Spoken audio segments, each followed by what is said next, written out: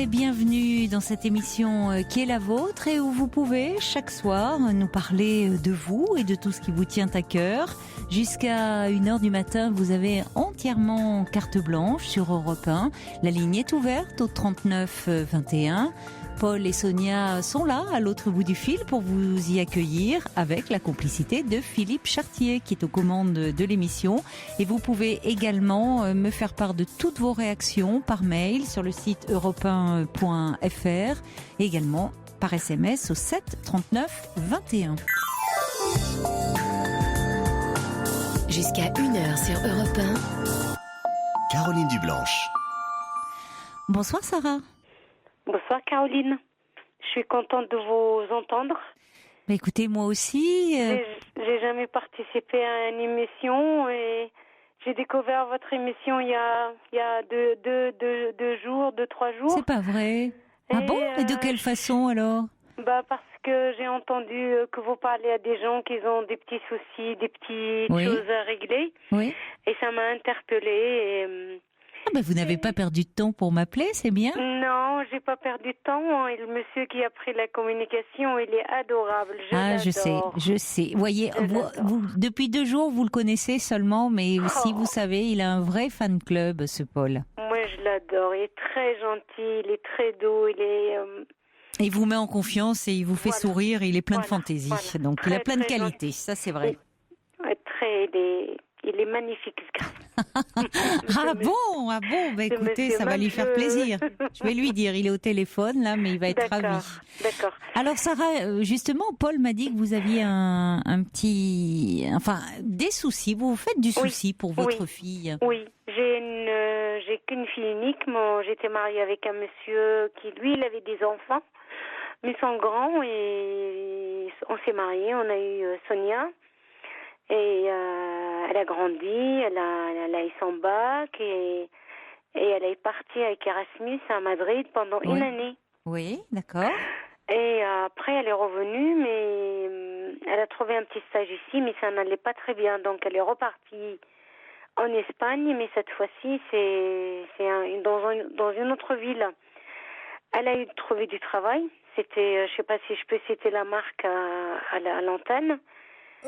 C'est peut-être pas nécessaire. D'accord. On évite de faire au principe de la publicité, vous voyez, si d'accord, c'est. Mais... D'accord. Donc, elle a travaillé pendant 2 ans et demi, et elle s'est trouvée dehors. Elle m'avait expliqué à l'époque que c'était une histoire de jalousie entre sa chef, qu'elle était un petit peu plus âgée qu'elle, et que moi, ma fille, c'est pas pour dire, elle est jolie, c'est un mélange d'un papa français et d'une maman maghrébine. Oui. Elle est vraiment très jolie et Sonia m'a expliqué que à cause de ça, qu'elle a perdu son travail parce que le patron il regardait souvent ma fille sans doute et ça crée des jalousies. Bon, elle a perdu ce travail-là et du coup donc elle s'est retournée vers nous. Son père et moi, est-ce qu'on pouvait lui payer parce qu'elle était intéressée de devenir hôtesse de l'air. Oui, c'est bien ça. Elle a réussi. Et en plus, elle a le physique pour. Oui, elle a réussi son diplôme et elle est avec son costume, elle est belle, son petit foulard au cou elle est élégante. Et là, il y a depuis 4 ans qu'elle travaille dans cette compagnie. Et là, elle m'a pris entre deux. Mon mari ici et moi, il s'est fait opérer du cœur. Donc ma fille, elle est revenue. Notre fille, elle est revenue. Elle m'a soutenue. Elle était, malgré les soucis que j'ai découvert après qu'elle avait, elle était auprès de son père. Gentille, pour nous deux, vraiment, elle était adorable. Et elle est restée 8 jours et elle est repartie. Mais moi, je savais qu'elle avait un petit ami. Donc depuis il y a eu 1 an, le mois d'août. Oui. Mais ils disputaient beaucoup. Et ils revenaient, discutaient, ils se séparaient. Donc c'était un petit peu... C'est pas comme ça pour moi. Je trouve qu'une fois qu'on a trouvé quelqu'un, enfin, c'est pas... lui, si vous voulez, il l'aime. Il lui a dit qu'il l'aime toujours, mais ma fille, elle est très jalouse. Elle est très, très jalouse, elle est très possessive. Et lui, il lui a dit qu'il voulait vivre en paix. Il vient d'acheter son appartement. Oui. Et vraiment, moi, ma fille, là... Elle est jalouse tout le temps dans ses relations dans ses relations amoureuses. Oui. Alors, amoureuse, elle est très jalouse parce que la première relation qu'elle a eue, elle avait 17 ans, elle est restée 7 ans avec un garçon. Elle était très très jalouse et ça finit... Elle est pourtant très jolie, comme quoi, mais malgré tout, elle a peur, ça vient... Oui, elle me dit souvent... Elle n'a pas confiance en elle. Voilà, merci Caroline, merci. Et elle n'a pas confiance en elle. Pourtant, c'est quelqu'un elle a été à l'école. Qui a beaucoup d'atouts, oui. Mais je l'ai élevée comme... normal, comme une maman que j'ai tout le temps présente. Je suis à la maison.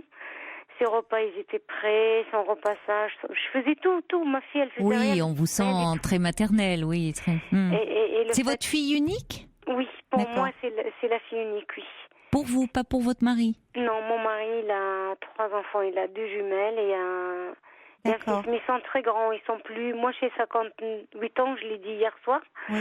Et mon mari, il a 88 ans, mais ils sont grands, ils sont plus vieux que moi, ces enfants. D'accord, oui, je comprends. D'ailleurs, qu'on se voit pas parce qu'il veut pas me voir.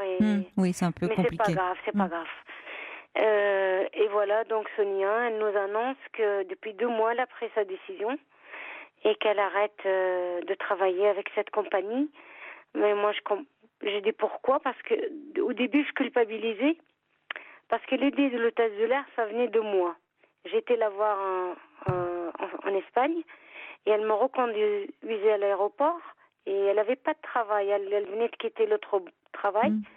Mais j'ai dit, mon cœur, regarde, on voyait les gens, ils travaillaient au sol, il y avait une dame qui tenait le bureau et tout. Pourquoi tu rentres pas dans une compagnie comme ça?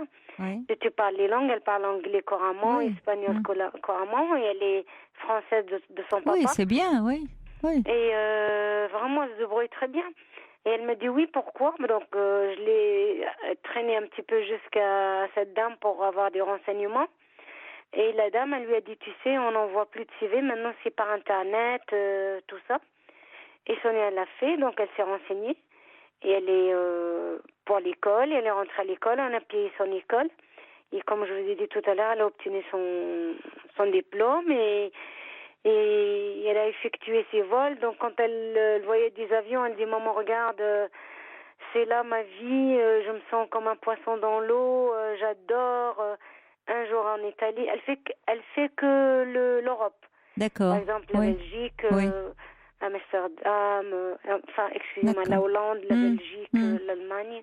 Et ça lui plaît d'être comme ça, toujours entre deux pays. Elle a entendre parler. Maintenant, moi, j'étais très contente. Très contente pour elle et fière. Contente pour elle et fière. Fière, très fière. J'ai toujours été fière pour Sonia. Alors, qu'est-ce qui se passe?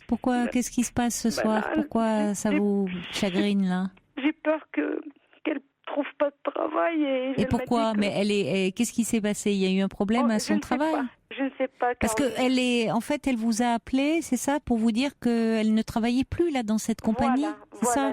Elle me disait, maman, tu sais, j'ai pris ma décision, comme je pouvais pas vous le dire à papa et à toi parce qu'elle a peur.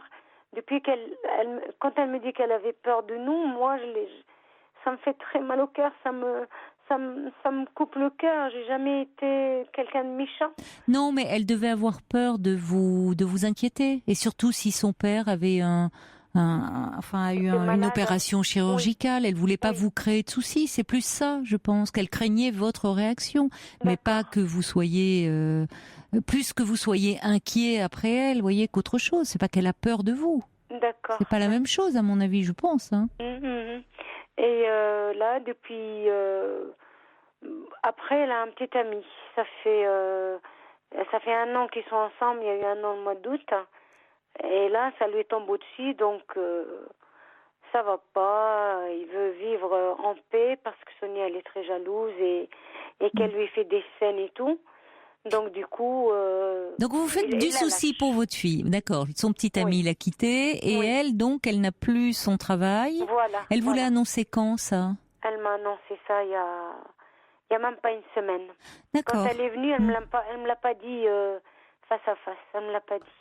Oui, mais parce qu'à ce moment-là, elle venait vous voir aussi pour voir son père. Oui, bon, donc oui. elle voulait pas créer de tourment. Elle voulait pas. D'accord, bon. d'accord. Et comment elle vous a paru quand vous l'avez eu au téléphone? Elle vous a paru calme ou... Non, très calme parce qu'elle annonce ça. Mais moi, ce qui m'inquiète, Caroline, je ne sais pas le motif. Pourquoi elle est... Est-ce qu'elle a été licenciée? Est-ce que c'est elle qui est partie d'elle-même? Vous ne lui avez pas posé la question? Je sais pas. Pourquoi? Parce que à ce moment, elle est embêtée avec sa relation amoureuse et ça va pas et tout. Oui. Et donc, je ne veux pas rajouter. J'ai toujours été comme ça avec ma fille.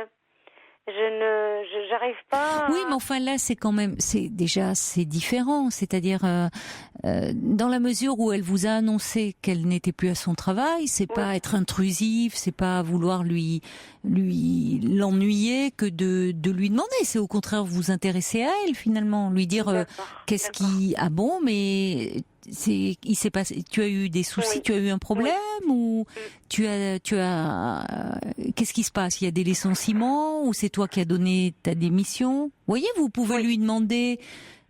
Enfin, c'est pas être intrusif que de poser ce genre de questions, je trouve. D'accord. Plutôt que de rester, ça serait peut-être même mieux que de rester avec votre inquiétude, vous angoissez, du coup vous tournez ça dans votre tête et vous savez pas ce qu'il en est au fond. Je suis très très malheureuse et je prends même des cachets, des somnifères parce que je dors pas.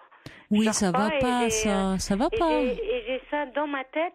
Moi, je pars le matin au travail, je fais il y a que ça dans ma tête. Oui, c'est pour ça que votre fille, elle sait à quel point vous l'aimez, à quel point vous êtes une maman inquiète, anxieuse. Et je pense que aussi, c'est pour cette raison, quand elle disait j'ai peur de... Elle sait que vous allez vous stresser pour elle. D'accord. Et vous angoisser. Donc je pense que c'était une façon de vous préserver, d'autant si en plus votre mari avait été opéré, là du cœur. Bon, elle voulait pas vous créer de soucis. D'accord. Maintenant, plutôt, je trouve que de ruminer...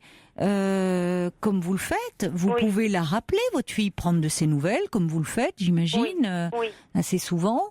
Oui. Et puis lui demander comment ça va, laisser venir. Et puis si elle ne vous en parle pas, dire à propos de ton travail, alors c'est toi qui as décidé de partir ou on t'a licencié? Posez la question.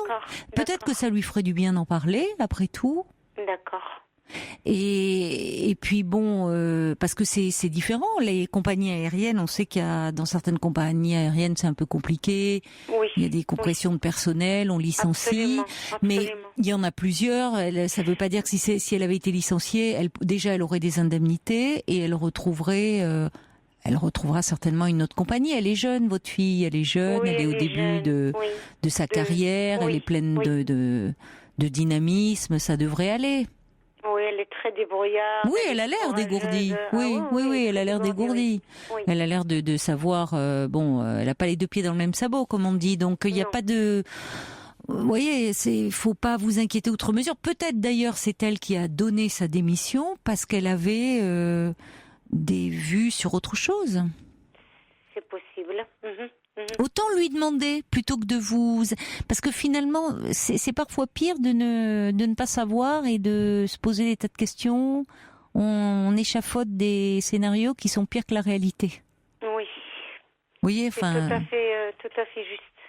Donc là, l'important, vous dites votre mari, il a subi cette intervention. Aujourd'hui, il va bien.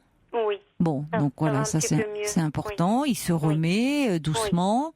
Et puis votre fille, quand elle vous a appelé, vous voyez qu'elle n'est pas dans un état de panique ou d'angoisse puisqu'elle est venue vous voir. Elle pleure beaucoup. Je l'ai eue, elle pleurait beaucoup parce que cette rupture, donc elle est dans un état. Elle est malheureuse. Oui, et moi je suis loin. Oui, vous pouvez passer ça qui vous. D'accord, je comprends. Ça vous inquiète. Oui, j'ai dit, écoute, moi je peux très bien demander à mon chef qui me donne des jours et je vais venir te voir. Elle me dit non. Mais peut-être que si elle à ce moment-là pourrait venir, vous lui avez proposé, elle vous dit non. Donc bon, peut-être qu'elle veut gérer ça toute seule. Et puis si après tout elle ne travaille plus, elle peut peut-être revenir vous voir. Elle sait que la maison est ouverte, en tout cas. Bien sûr, oui. Si elle n'est pas bien. Maintenant, ça peut arriver. Qu'est-ce que vous voulez, une rupture amoureuse? C'est vrai que c'est difficile et que c'est peut-être pas à vous qu'elle veut en parler parce qu'il y a une certaine pudeur, parce que elle sait que vous avez des soucis en ce moment et qu'elle veut pas, elle veut vous protéger. Mais alors peut-être après, d'ailleurs, si c'est après ça, c'est un autre problème. Mais si c'est en raison de sa jalousie. Et si elle est vraiment très très jalouse comme ça dans ses relations, peut-être qu'à un moment, ça serait bien qu'elle s'interroge pourquoi elle se rend malheureuse comme ça, et du coup ça finit par abîmer la relation. C'est peut-être parce qu'elle manque de confiance en elle, parce que et ça, il faudra peut-être qu'elle y réfléchisse. Mais là, c'est trop tôt. Là, elle est pas à analyser tout ça. Elle est juste dans le chagrin. Pensez-vous qu'elle doit consulter un psychiatre ou un psy? Écoutez, si elle n'en ressent pas le besoin, là, c'est pas parce que, si vous voulez, on vit une rupture amoureuse, même si ça fait souffrir, qu'on va forcément consulter. Vous voyez, on peut très bien passer le chagrin de la séparation, le surmonter en étant par soi-même, en étant entouré par sa famille, par ses amis. Et puis reprendre le cours de sa vie, et puis rencontrer une autre personne. C'est pas une raison. Alors, je veux dire, il y a des personnes qui, une rupture amoureuse les met tellement à terre, elles se sentent tellement perdues à ce moment-là, tellement effondrées, comme si elles n'avaient plus aucune valeur. Et ça dure dans le temps, ça s'installe dans le temps. Donc oui, bien sûr, il y a beaucoup, d'ailleurs, c'est souvent, enfin, ça tend peut-être un peu à changer, mais c'est souvent un des motifs premiers de consultation.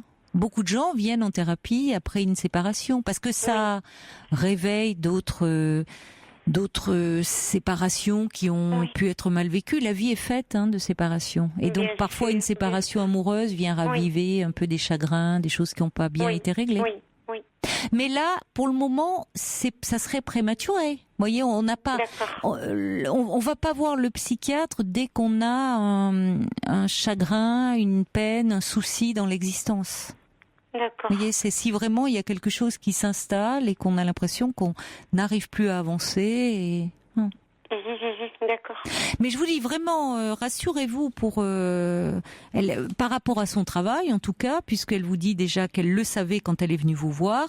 Elle a pu prendre sur elle. Vous voyez, elle n'était pas à ce moment-là tellement déstabilisée qu'au fond, vous auriez pu vous rendre compte que ça n'allait pas du tout. Donc, pas du tout, j'ai rien remarqué. Elle était joyeuse, rigolée, on a passé des bons moments.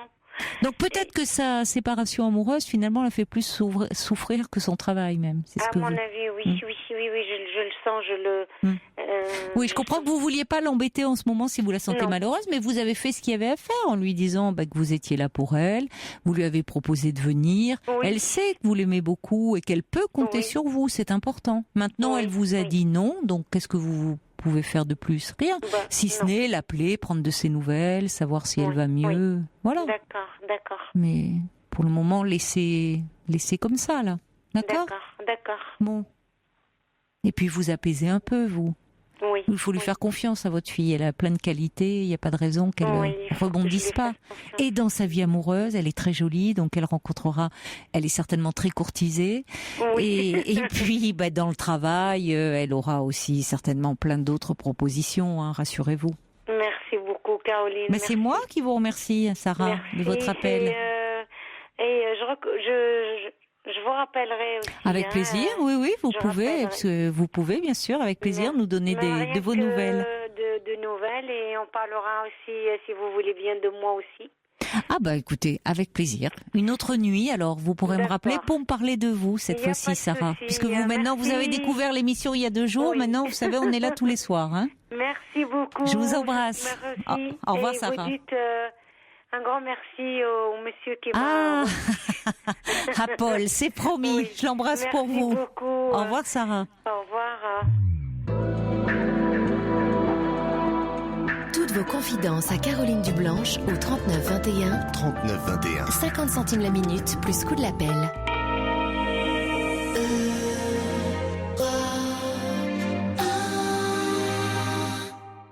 Bonsoir Elsa.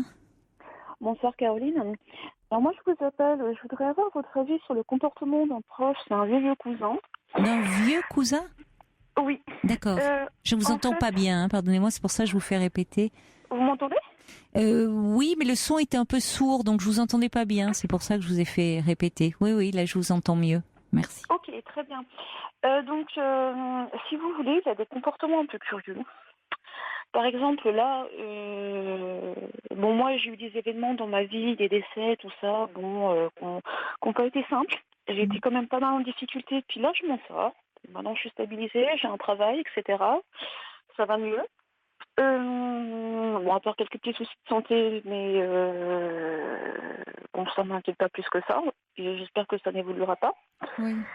Oui, on m'a découvert un truc sur un IRM, on ne sait pas ce que c'est, mais ça n'a pas l'air d'être très très important, enfin, du moins j'espère pour moi. Donc, je vous avoue, c'est un peu perturbant. Sur une IRM de quoi ? Vous avez passé à quelle partie du corps ? Un IRM cérébral, j'ai passé. D'accord. Oui, mais parfois c'est vrai que c'est un neurologue qui vous avait prescrit. En fait, si vous voulez, apparemment j'ai un souci vestibulaire. D'accord, oui. Donc, quand je travaille en extérieur, c'est très gênant pour le moment. Bon. Ça crée des vertiges un peu Ouais. C'est assez désagréable à vivre. Bon, bref. Et donc, si vous voulez, pour en revenir à ce que... Oui, à ce qui vous préoccupe, là, finalement, ce soir. Si vous voulez,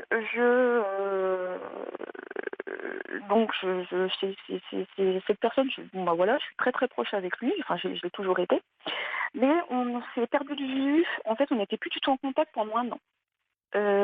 C'était une décision de sa part que j'ai acceptée, et puis pas de nouvelles pendant 1 an, et puis là il me recontacte. Dans un premier temps, il me fait tu sais, un mois maintenant, ça a été difficile avec toi, et patati et patatère, le côté, je ressache les choses, machin, etc. Et puis, je vais mettre de la distance. Puis je fais, oui, je sais, tu me l'avais dit, il n'y a pas de souci, moi je le respecte, pas de souci. Moi, très calme. Et puis, il voulait reprendre contact avec moi. Moi, j'étais persuadée qu'il allait me faire un coup comme ça. Je le savais à l'avance. C'est-à-dire de vouloir vous recontacter ? Non. Non, c'est quoi ? D'accord, c'est quoi le coup alors qu'il vous a fait ? Ce qui s'est passé ce soir. Donc il me recontacte. Et puis l'humeur très changeante. Un coup ça va, un coup ça va pas. Patati, patatère. Je te fais des compliments. Et puis à un moment donné, je te fous des. Comment on dit ? Non, c'est pas des vannes, quand on dit des expressions qui sont un petit peu, pas blessantes, mais un petit peu méchantes. Des pics ? Des pics, quoi, des tacles ? Ouais, voilà, c'est ça. Quelqu'un qui a une dureté. Je pourrais vous citer un truc, je sais pas si... Il y a une pub en ce moment qui passe à la télé pour une banque. Oui. Où à un moment donné, il y a quelqu'un qui lui fait une réflexion qui fait je pense que c'est toi qui devrais aller consulter. Lui, il a exactement ce caractère-là. Vieux papy de 70 ans, qui a une dureté, qui a une... Moi, je pense que il a peut-être pas eu une enfance facile, peut-être une éducation très dure, j'en sais rien. Et moi, j'ai eu plutôt une éducation à la cool. Mais ça veut pas dire qu'on peut pas se rapprocher, mais voilà, quoi.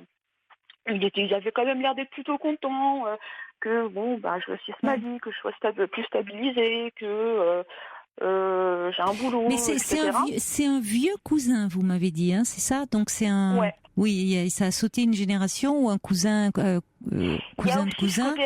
Il a donc... parce que vous avez quel âge, ou Elsa ? Vous êtes jeune, hein, vous avez quel âge ? Moi j'ai 30... oui, j'ai une voix jeune, mais j'ai 35 quand même. Oui, vous êtes jeune, vous êtes une jeune femme. Encore jeune. Oui, oui, c'est étrange. Vous avez une relation particulière avec lui, puisque vous n'êtes pas, c'est pas un cousin comme on peut avoir et avec qui on joue dans l'enfance. Là, c'est très particulier votre histoire. On va en parler. Vous allez pouvoir un peu développer, me dire ce qui vous préoccupe. Ce sera après les infos. Donc, ne raccrochez pas et on se reparle dans quelques minutes, Elsa, d'accord ? Ok, en espérant que les infos soient bonnes. À tout de suite.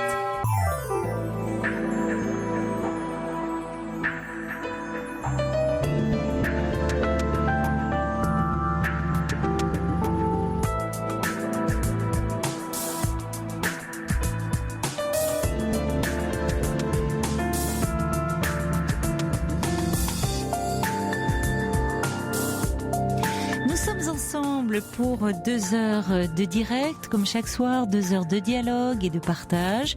Et le 3921 est le numéro que je vous invite à composer si vous souhaitez me parler ou réagir à un témoignage, dialoguer avec un auditeur ou une auditrice. 3921. Vous pouvez également donner votre point de vue par mail sur le site europe1.fr et par SMS au 7 39 21 en commençant votre SMS par le mot nuit. On va retrouver Elsa. Elsa, vous êtes là ? Oui, je suis là.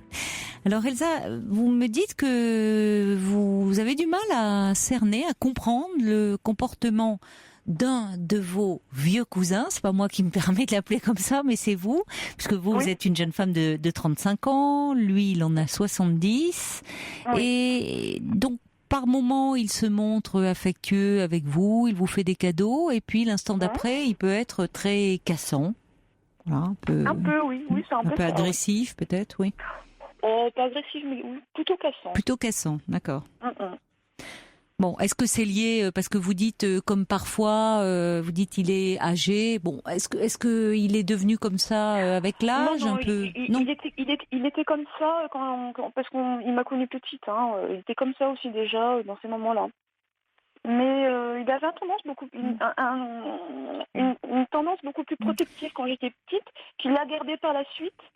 Mais il avait une place importante parce que pour un cousin, il a justement quand vous étiez petite, qu'est-ce qui fait qu'il était proche de vous comme ça? C'est-à-dire qu'il était proche donc de vos parents?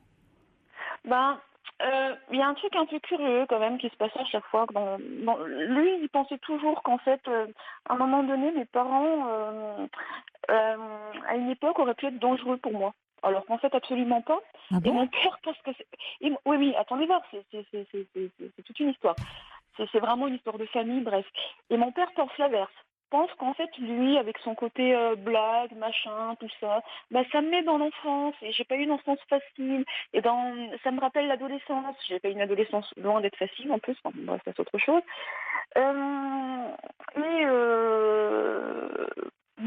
Il a tendance... mais pourquoi, attendez, non mais ça m'interpelle quand même. Pourquoi pensait-il que vos parents pouvaient être dangereux pour vous? Il vous le disait donc de cette façon-là, ou qu'est-ce qu'il vous disait à propos de vos parents? Non, non, mais dangereux... alors, oui. Dangereux au sens... je sais pas... Enfin, qu'il y avait une forme de mise en danger, parce que... je crois qu'on appelle ça je sais pas si c'est une notion de danger immédiat, bon bref, au sens où moi j'ai toujours eu une fragilité. D'ailleurs, allô? Oui, je vous écoute. Une fragilité, que voulez-vous dire? Une fragilité psychologique? Oui, ouais, j'ai toujours eu une grande sensibilité. Mais dans cette fragilité-là, j'étais réservée, mais c'était aussi un besoin d'indépendance que j'avais, parce que j'ai vécu des choses qui étaient loin d'être, comment on dit,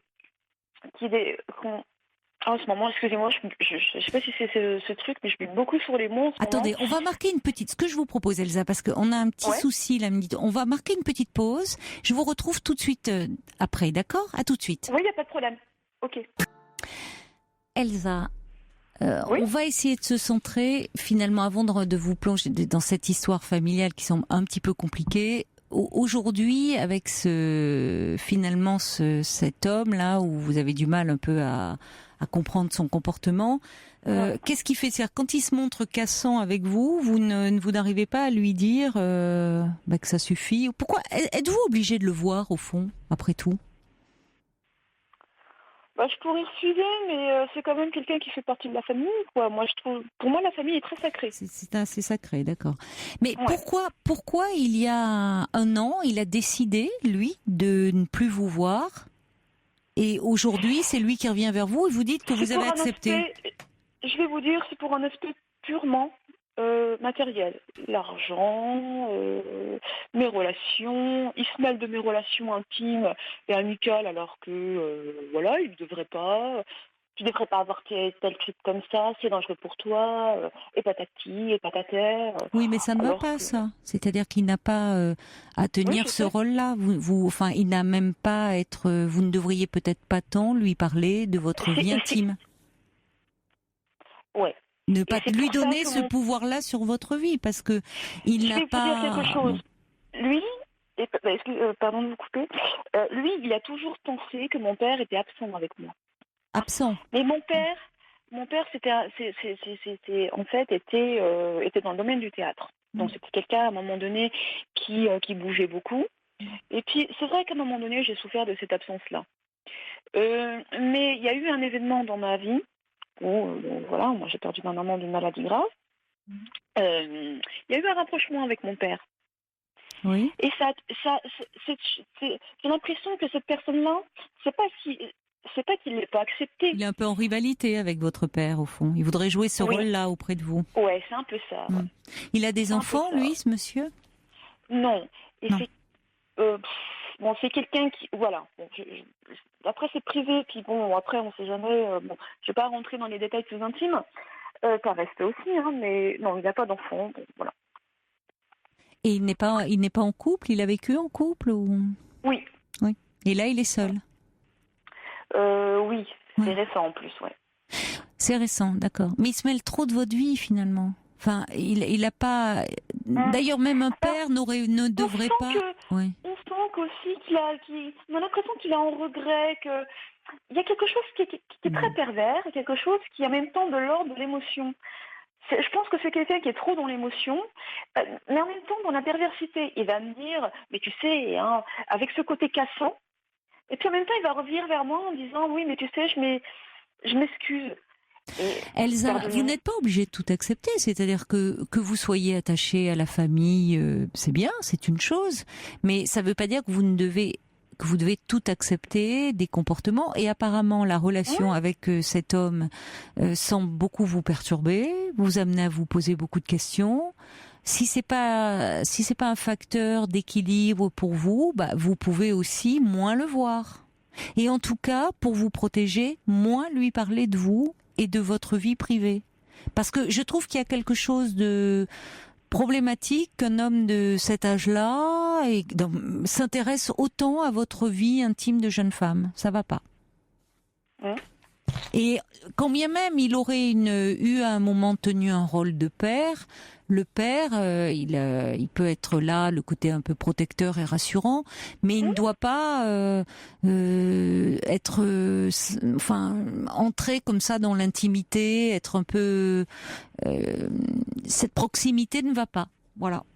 Il n'a pas à être aussi intrusif, mais ne lui donnez pas ce pouvoir-là non plus. Donc vous pouvez aussi, après tout, le tenir un peu à distance. Et puis quand il commence à vouloir vous poser des questions, et cet homme, il n'est pas fait pour toi, et enfin, vous n'en parlez plus, vous arrêtez, dire bon, après tout, c'est ma vie. Vous pouvez lui dire c'est ma vie. Et, voyez, vous n'êtes plus une enfant. Donc vos partenaires amoureux, c'est quand même vous qui les choisissez. Alors après, si vous décidez de vous confier, peut-être que vous l'avez fait à un moment, en disant,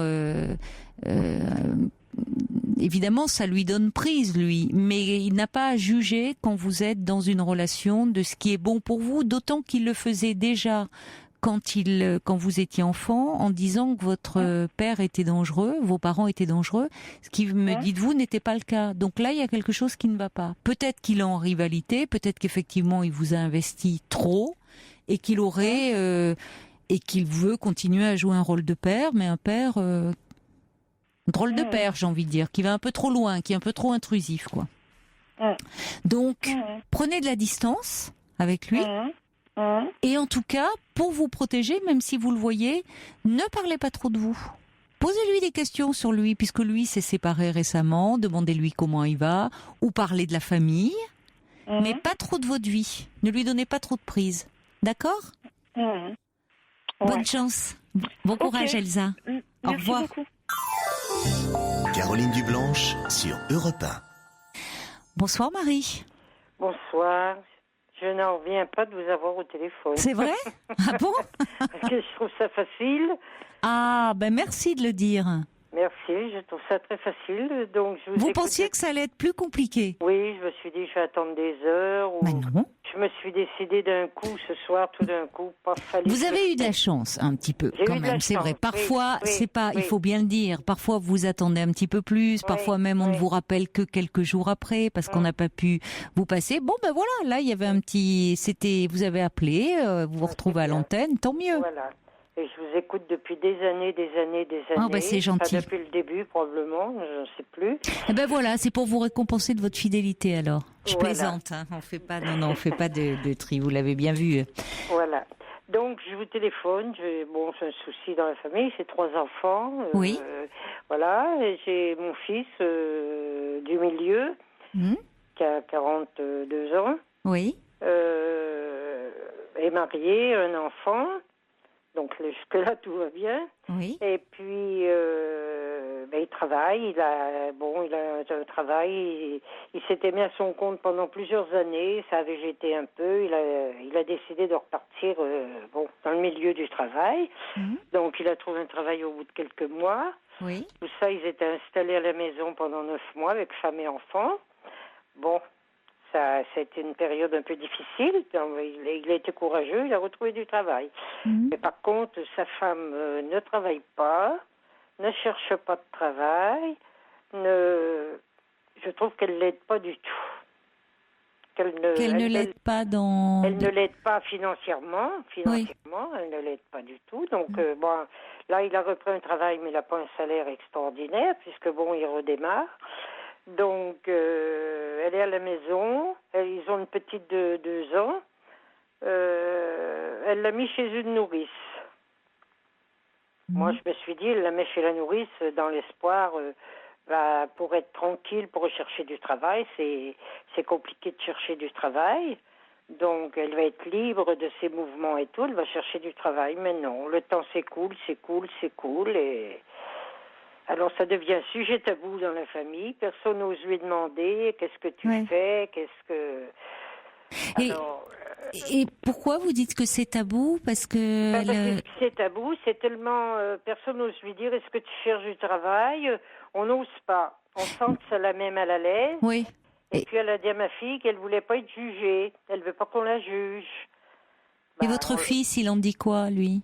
Justement, il dit rien. D'accord. Parce que peut-être que c'est un choix de couple, au fond, de dire tant que l'enfant est petit... oui, mais elle la met chez une nourrice. Elle s'en occupe même pas. Mais toute la journée ou de temps en temps? Toute la journée. Elle a trouvé une nourrice. Aussitôt qu'ils ont eu déménagé, première chose qu'elle a faite, elle a cherché une nourrice. Donc la petite est chez la nourrice. Bon, je ne sais pas ce qu'elle fait de ses journées, donc on n'ose pas lui demander. Donc on évite le sujet. Vous pensez qu'elle ne va pas bien? Moi, je pense qu'elle ne doit pas bien aller. Il y a quelque part quelque chose qui la bloque. Elle a peur, je pense qu'elle a peur de... Elle a beaucoup de qualifications. En plus, elle est diplômée. Elle est dans œnologue. Elle est pleine de diplômes. Elle sait faire beaucoup de choses, mais elle ne se lance pas dans le travail. Et d'autant que mes 2 autres enfants ont des situations assez bonnes situations, disons. Donc, quand on fait des réunions de famille, quand il s'agit de faire des fêtes comme Noël, tout ça, quand il y a des cadeaux à faire et tout, on se sent toujours un petit peu mal à l'aise, quoi. Pourquoi? Parce que eux, on sait qu'ils n'ont pas de moyens, donc avec les autres, c'est compliqué. Avec les 2 autres enfants qui ont plus de moyens. Oui, mais bon, ça, après, on fait en fonction. Vous voyez, l'important, c'est pas tant de faire peut-être justement, pour ne pas mettre trop mal à l'aise ou n'être pas obligé, vous pouvez dire à vos autres enfants de faire des gâteaux. Des cadeaux, vous pouvez faire des gâteaux, ça, ça coûte pas trop cher. Mais des cadeaux trop onéreux, après tout, vous voyez, c'est le geste qui peut compter aussi. Ça, c'est pas le plus compliqué de la faire. Le plus compliqué, c'est de voir mon fils galérer comme il galère. Parce que ils habitent loin d'où ils travaillent, il prend le train, il est stressé à mort. Il il veut rechanger de travail, que ça lui plaît pas ce qu'il a trouvé. Mais enfin bon, en attendant, il garde le travail. Mais elle, pour autant, elle ne se secoue pas pour amener 3 sous à la maison. Elle est œnologue, c'est ça, Elle est Hélène? œnologue, elle est paysagiste aussi. Elle avait refait un diplôme en paysagisme. Oh, elle a de belles Elle a travaillé dans des spécialités. restaurants, pas étoilés, mais des restaurants gastronomiques. Elle est très, très, très douée en cuisine. Elle a plein de talent, cette jeune femme. Mais à chaque fois qu'elle a trouvé du travail, il y a eu elle s'est disputée, soit avec le fils du patron, soit... Oui. C'est compliqué dans les relations. Compliqué dans les relations. Je crois qu'elle veut personne, pas de... Elle a du mal peut-être avec l'autorité. Mais votre fils, ça crée pas de problème dans le couple. Bon, jusqu'à maintenant, non. Bon, non. alors c'est important. Votre fils, lui, il travaille dans quoi? Lui, il est dans l'informatique. Et il ne pourrait pas travailler. Il est à son compte ou il travaille non, pour... il travaille dans une grosse société. D'accord, oui. Et ils ont eu une petite, là, c'est une merveille parce que ils pouvaient pas avoir d'enfants. Donc, ça a été compliqué. Ils ont mis 7 ans à avoir cette petite. Oui, donc ça lui a peut-être absorbé beaucoup de son énergie ils ont fait une fille, ils ont eu 4. recours. 4. Ah oui, oui. Alors oui. Vous savez, les traitements sont extrêmement lourds et ça a souvent beaucoup de répercussions sur. C'est très très dur, ça. Très dur pour elle. Oui. Sur le corps et sur le psychisme, c'est très éprouvant. Ces traitements. Peut-être qu'au fond, parfois il y a des femmes qui disent justement, même quand le bébé arrive, il y a eu un tel parcours du combattant derrière qu'elles sont souvent épuisées, elles arrivent là épuisées. Donc je ne sais pas, peut-être qu'elle est pas très bien au fond en ce moment. Je pense qu'elle est pas bien. Elle est pas très bien. Oui. Bon. Moi je pense qu'elle est pas bien. Elle a sa maman. Moi je me dis je suis la belle-mère, donc voilà. Donc si vous voulez. Elle a peut-être du mal à en parler, ou après tout, comme le dit Brigitte, voyez, une fidèle aussi de l'émission qui envoie un petit message, et elle a certainement des raisons difficiles peut-être à transmettre, que tous deux préfèrent garder pour eux. Donc elle vous dit, elle demande quand même, elle sent bien que ça pose question, que ça peut poser problème, et qu'on lui demande à ne pas être jugé. Donc c'est certainement le mieux à faire, c'est-à-dire au fond, tant que leur couple n'empathie pas, peut-être qu'avec votre fils, elle peut en parler. C'est-à-dire que c'est quelque chose au niveau du couple, et c'est eux qui ont traversé tout ça, toutes ces années, ces années d'angoisse, d'attente, d'espoir déçu, de fatigue. Je pourrais en parler éventuellement à mon fils. Oh, s'il ne vous en parle pas, pourquoi lui en parler? Oui. Une fois, il s'était un peu lâché comme ça. Il était énervé. Oui, il faudrait qu'elle aille travailler. C'était il y a un petit moment de ça, quand ils étaient ici, là, elle n'était pas là, puis lui s'était énervé, puis après, il n'a plus jamais reparlé. Alors il vaut mieux ne pas soulever ça, parce que ça peut finalement mettre un peu le bazar. L'important, c'est que là ils s'entendent bien, ils ont réussi à avoir cette petite fille. Donc là, sur ce plan-là, votre fils quand même doit être très heureux, elle aussi. Après, elle a peut-être besoin un peu d'un temps pour se récupérer, c'est peut-être d'ailleurs, même si elle ne se sent pas très bien, c'est mieux après tout qu'elle mette la petite un peu en nourrice à ce moment-là, plutôt que si elle est, vous savez, après. Elle dit qu'elle est fatiguée. Oui. Ça. Je l'ai eu aujourd'hui, là, je l'avais pas eu depuis un petit moment. La première chose qu'elle m'a dite, je suis fatiguée. Oui, elle est fatiguée, oui. Mais dans ces cas-là, il vaut peut-être mieux, je vous dis, même qu'elle la mette chez une nourrice, qu'elle la confie à une nourrice, plutôt que d'être... C'est fatigant, un petit enfant de 2 ans. Ça elle est terrible. À 2 ans, oui, les enfants, elle est très turbulente. Ils sont pleins d'énergie, ils bougent beaucoup, c'est difficile, il faut toujours être derrière eux. Et après tout, elle se dit que chez la nourrice, au moins, elle peut être en contact d'autres enfants. Bon. Et du coup, quand elle la retrouve, elle peut vraiment se consacrer à elle, et elle peut-être Mais moi, a besoin d'un temps. C'est le côté financier qui me fait le plus peur, parce que une nourrice en plus, faut payer. C'est bien que le couple, ils y arrivent avec. Qu'ils peuvent gérer. Certainement qu'ils peuvent gérer, que pour le moment votre fils fait face, qui ne veut pas dire, après tout, elle est jeune, votre belle-fille. Elle a quand même 39 ans. Oui. Elle peut, en tout cas dans les voies qu'elle a choisies, ça traduit quand même un tempérament, une belle nature, j'ai envie de dire, un tempérament assez passionné, c'est pas rien. L'œnologie, paysagiste, enfin on sent certainement une femme attachante, enfin dans les choix qu'elle fait, je trouve. Maintenant. Peut-être aussi, je vous dis, tout ce qu'elle a vécu a été un peu douloureux pour eux. Ils ont surmonté ça, c'est bien. Maintenant, ils ont une belle petite fille. Ça veut pas dire elle peut s'y remettre, si vous voulez, que ça soit dans ces différents domaines, quitte même peut-être à un moment à se lancer, à créer son entreprise. C'est toujours possible. Je crois qu'il vaut mieux, en tout cas, le mieux que vous puissiez faire, ça risquerait de la froisser et peut-être même de froisser votre fils si vous essayez de savoir qu'est-ce qu'elle fait. Pour le moment, elle ne travaille pas, mais ses diplômes et son expérience, ils sont quand même là. Et peut-être qu'un jour, quand elle ira un petit peu mieux, elle aura envie de... Et sœurs aussi, qui a un petit peu de... Qu'est-ce que ça peut leur faire aux frères et sœurs, écoutez, c'est pas leur problème après tout. Qu'est-ce que ça peut leur faire? Oui, ça devrait. C'est pas leur problème. Eux, ils ont leur vie, ils travaillent, très bien, les deux travaillent. Il y a des couples aussi où parfois la femme, on dit plus la femme, ça peut être le mari, mais c'est quand même moins souvent le cas, il faut bien le dire. En France, en Suède, c'est plus courant. S'arrête les premières années pour être plus disponible pour l'enfant. Ça, c'est pas. Vous pourriez dire, si vos autres enfants en parlent, dire, écoutez, c'est pas leur problème. Hein. C'est un peu ce que je leur dis. Oui, c'est après tout, ils vivent différemment. C'est un problème de couple.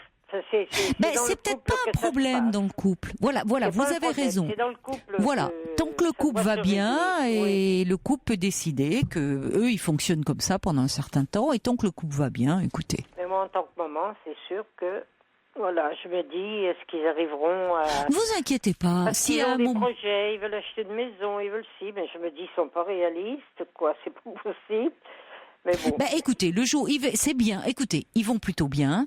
Ils ont enfin réussi à avoir une belle petite fille.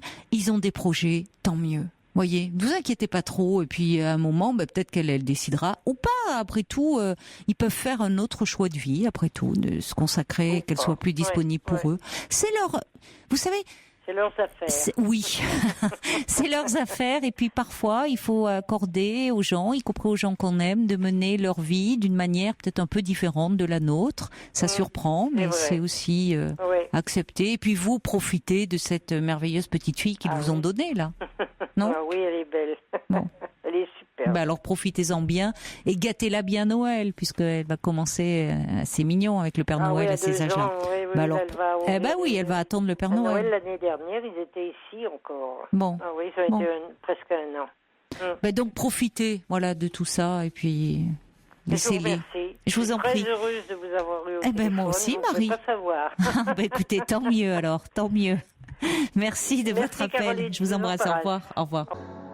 Bonsoir Camille. Bonsoir. Bonsoir. Comment vous dire, ça me fait déjà un petit peu bizarre de passer à l'antenne. Du coup, je m'y attendais pas. Ça fait toujours ça les premières minutes. Ah mais oui, mais ça, vous savez, si vous appelez le 3921, il faut vous y attendre à passer à l'antenne. Hein. Vous vous dites peut-être non, je vais tomber sur un répondeur, ça peut arriver, mais vous pouvez aussi tomber sur Sonia ou Paul et puis vous retrouver à l'antenne. Ah oui, c'était le cas qui a été très rapide, du coup, j'ai eu la chance. Donc du coup, en fait, moi, j'appelais... je suis en dépression depuis à peu près 2 ans. Excusez-moi, ça va peut-être évident pour moi. Vous avez quel âge, Camille ? J'ai 23 ans. 23 ans. Et quand vous dites que vous êtes en dépression, c'est-à-dire que vous avez vu un médecin, vous avez consulté pour cela, c'est-à-dire, ou c'est vous qui vous sentez déprimé J'ai consulté un petit peu, mais on va dire pas de psy, etc. J'avais été voir de l'acupuncture, des petites choses comme ça, puisque ça m'avait pas mal aidé, parce que ça fait 2 ans entre guillemets que ça dure. Donc ça m'avait pas mal aidé, et je pense un peu la fuite. Du coup, j'ai jamais été voir de psychologue. Et si vous voulez, en fait, là, je me rends compte au final, là, à l'heure actuelle, que comment je pourrais dire ça, que Donc au final, je pense que je me voilais un petit peu la face, quoi, moi-même, en me disant que ça allait mieux. Mes enfants depuis 2 ans. Et vous dites que c'est suite à des conflits, des tensions que vous avez eues avec votre famille. Qu'est-ce qui s'est passé avec vos parents? Qu'est-ce qui se passe? Moi, oui, j'analyse. En fait, je pense que c'est un petit peu un tout qui a fait que. Mais avec mes parents, oui, parce que si vous voulez, après ça va être compliqué d'expliquer, mais si vous voulez, enfin, il y a toujours en fait des tensions depuis mon enfance. Ça a toujours été compliqué entre mes parents et moi. Et donc, si vous voulez, quand j'ai eu 20 ans, en gros, je suis partie. Parce que ça commençait à aller trop loin avec mes parents. Du coup, je suis partie en une journée, j'ai fait toutes mes affaires. Quand vous dites trop loin, c'est-à-dire des disputes trop fréquentes c'est avec vos 2 parents ou plus précisément avec votre mère ou votre père? Avec les deux. Après, c'est tout un. Enfin, je sais que je suis pas un peu trop détaillée, mais en fait, c'est. Enfin, comment vous dire. Enfin, si vous voulez, déjà mes parents, déjà depuis toute petite, ils étaient en conflit déjà eux-mêmes dans leur couple, en fait. C'est-à-dire que déjà, ils n'étaient pas ensemble, il y avait beaucoup de disputes conjugales entre eux, où ma mère, déjà, elle était très, très malheureuse, elle pleurait souvent. Donc, déjà, nous, en tant qu'enfants, on était confrontés à ça, déjà. Et puis, pas trop d'esprit de famille, puis oui, un petit peu de violence, c'est-à-dire, je ne veux pas dire que j'étais une enfant battue non plus, mais... La violence entre vos parents, des cris, des disputes, des... Non, plutôt envers les enfants, c'est-à-dire beaucoup de claques, beaucoup de... il y a eu des choses qui ont été plus loin que les claques, hein. Oui, pas mal de violence, ouais. C'est-à-dire des coups portés sur vous, vous avez des frères, des sœurs? Ouais, j'ai 2 sœurs, ouais. 2 sœurs. On va dire que elles l'ont subi aussi, mais on va dire qu'en fait, moi, je me suis retrouvée pendant 2-3 ans, en fait, toute seule. Après, avec mes parents, elles étaient parties, elles avaient fin de leur vie, du coup. Oui, oui. Donc là, si vous voulez, même si je m'entendais pas trop, moi, avec forcément mes sœurs, il n'y avait pas trop d'esprit de famille dans notre famille, en tout cas, mais on se défendait quand même, en cas où on allait trop loin, quoi. Oui, alors que là, vous vous êtes retrouvés particulièrement isolés, exposés. Voilà, quand j'étais toute seule, c'est là où ça a été un petit peu... Bon, après, moi, je dis pas que j'étais forcément une enfant, toujours, voilà. Mais bon, je pars du principe que... Vous n'étiez plus protégés, en tout cas. Vos sœurs, vous protégiez un peu mutuellement, quand même. Un petit peu, ouais. Par exemple, quand je voyais un de mes parents foutre des claques ou c'était un peu trop violent, nous, voilà, on était quand même là pour... C'est vrai qu'après, oui, je me suis retrouvée un petit peu toute seule. Puis voilà, oui, c'était beaucoup dans la dispute, beaucoup dans le conflit. Donc voilà, enfin... Après, en tout cas, voilà. Enfin, quand j'ai compris que de toute manière que ce qu'ils attendaient, c'est que je parte et qu'ils m'ont montré qu'ils n'en avaient rien à foutre, donc du coup, moi, j'ai décidé de et partir. quand vous êtes partie, alors vous étiez toute jeune, puisque vous êtes partie, vous aviez quoi, 18, 20 ans? 20 ans, ouais. 20 ans. Et qu'est-ce que vous avez fait alors, ou est-ce que vous êtes vous retrouvés? Il y a un conflit en fait qui a été de trop, quoi, beaucoup trop loin, des mots qui ont été. Donc du coup, moi, à partir de ce moment-là, j'ai compris que de toute manière que là, je pouvais plus en fait. Donc du coup, en une semaine, très rapidement, j'ai trouvé un logement près de chez moi, comme j'ai pu. Ah oui, vous êtes sacrément débrouillarde. C'est vous qui avez trouvé comme ça, pris les choses en main et trouvé un logement. Ouais. Et mais vous le payez comment alors? Comment vous faisiez? À l'époque, en fait, je travaillais depuis que j'avais 18 ans, donc j'avais un petit peu de ressources au niveau du chômage, parce qu'à l'époque, j'étais sur mon travail, il me semble. Donc du coup, oui, donc je devais avoir 4 mois de chômage, donc j'avais pris un logement pas très cher pour pouvoir, pour qu'on puisse m'accepter. Puis du coup, en plus c'était un logement qui craignait un peu. Mais enfin, vous étiez chez vous, quoi. Vous n'étiez plus dans les cris, dans les disputes, dans la tension. Voilà, c'est sûr que de toute manière, j'avais pas le choix de partir. Par contre, c'est sûr que je pense que c'est aussi ça pourquoi je vais pas bien, c'est que j'étais pas prête à ce moment-là à partir, quoi. Non. J'étais pas prête, je pense. Et du coup, je me suis retrouvée toute seule. Bon, sur le moment, ça a été. Et puis, parce que c'est sûr que j'étais mieux, mais après, pas forcément bien entourée non plus. J'ai souvent eu du mal à trouver vraiment des gens sains autour de moi. Des soutiens, oui, c'est ça, y compris dans votre famille. que ce soit du côté de votre mère ou de votre père, il n'y a pas quelqu'un qui a pu entendre finalement ce que vous viviez enfant, cette solitude dans laquelle vous vous trouviez? J'en parle, mais surtout avec ma meilleure amie, quoi. C'est la seule personne qui connaît D'accord. vraiment. Enfin, mes amis proches, d'en avoir 2, 3, pas énormément.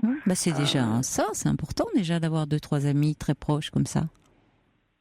Ouais, c'est vrai, je suis d'accord. Je suis d'accord, mais c'est vrai que pour mon âge, 23 ans, je trouve que avoir que 2, 3 amis, c'est vrai que les amis, je pense, le côté écoute, je l'ai, mais après, ce qui manque là, ce serait plutôt les copines, quoi. Changer d'air, essayer de vous détendre un peu, vous divertir un peu, vous distraire. Oui. Parce que aujourd'hui, vous travaillez toujours, vous avez fait une formation, comment vous en sortez donc par vous-même, mais qu'est-ce que vous faites aujourd'hui? C'est pas évident. En fait, du coup, je travaille en intérim, donc en industrie.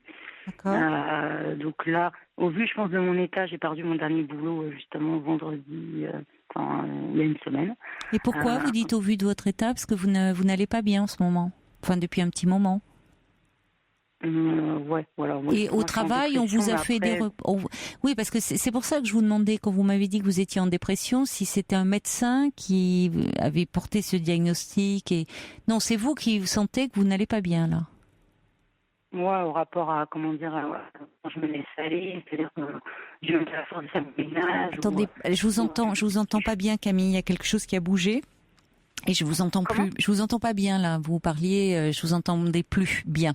Vous avez du mal à vous laisser aller physiquement, vous voulez dire, ou chez vous un peu. Vous avez du mal à. Moi aussi, je vous entends mal. Je sais pas pourquoi. Alors je vous entends plus, Camille. Qu'est-ce qui se passe là? Il y a un souci avec votre portable. Vous avez dû appuyer sur une touche ou vous avez changé un peu d'endroit, mais je vous entends pas bien. Camille, vous êtes là? Allô? Allez, voilà, là ça remarche, vous avez dû bouger et il y avait plus, à un moment, il y avait plus de réseau. Donc vous êtes en train de me dire que vous vous laissez aller un peu physiquement, c'est ça, dans votre appartement aussi?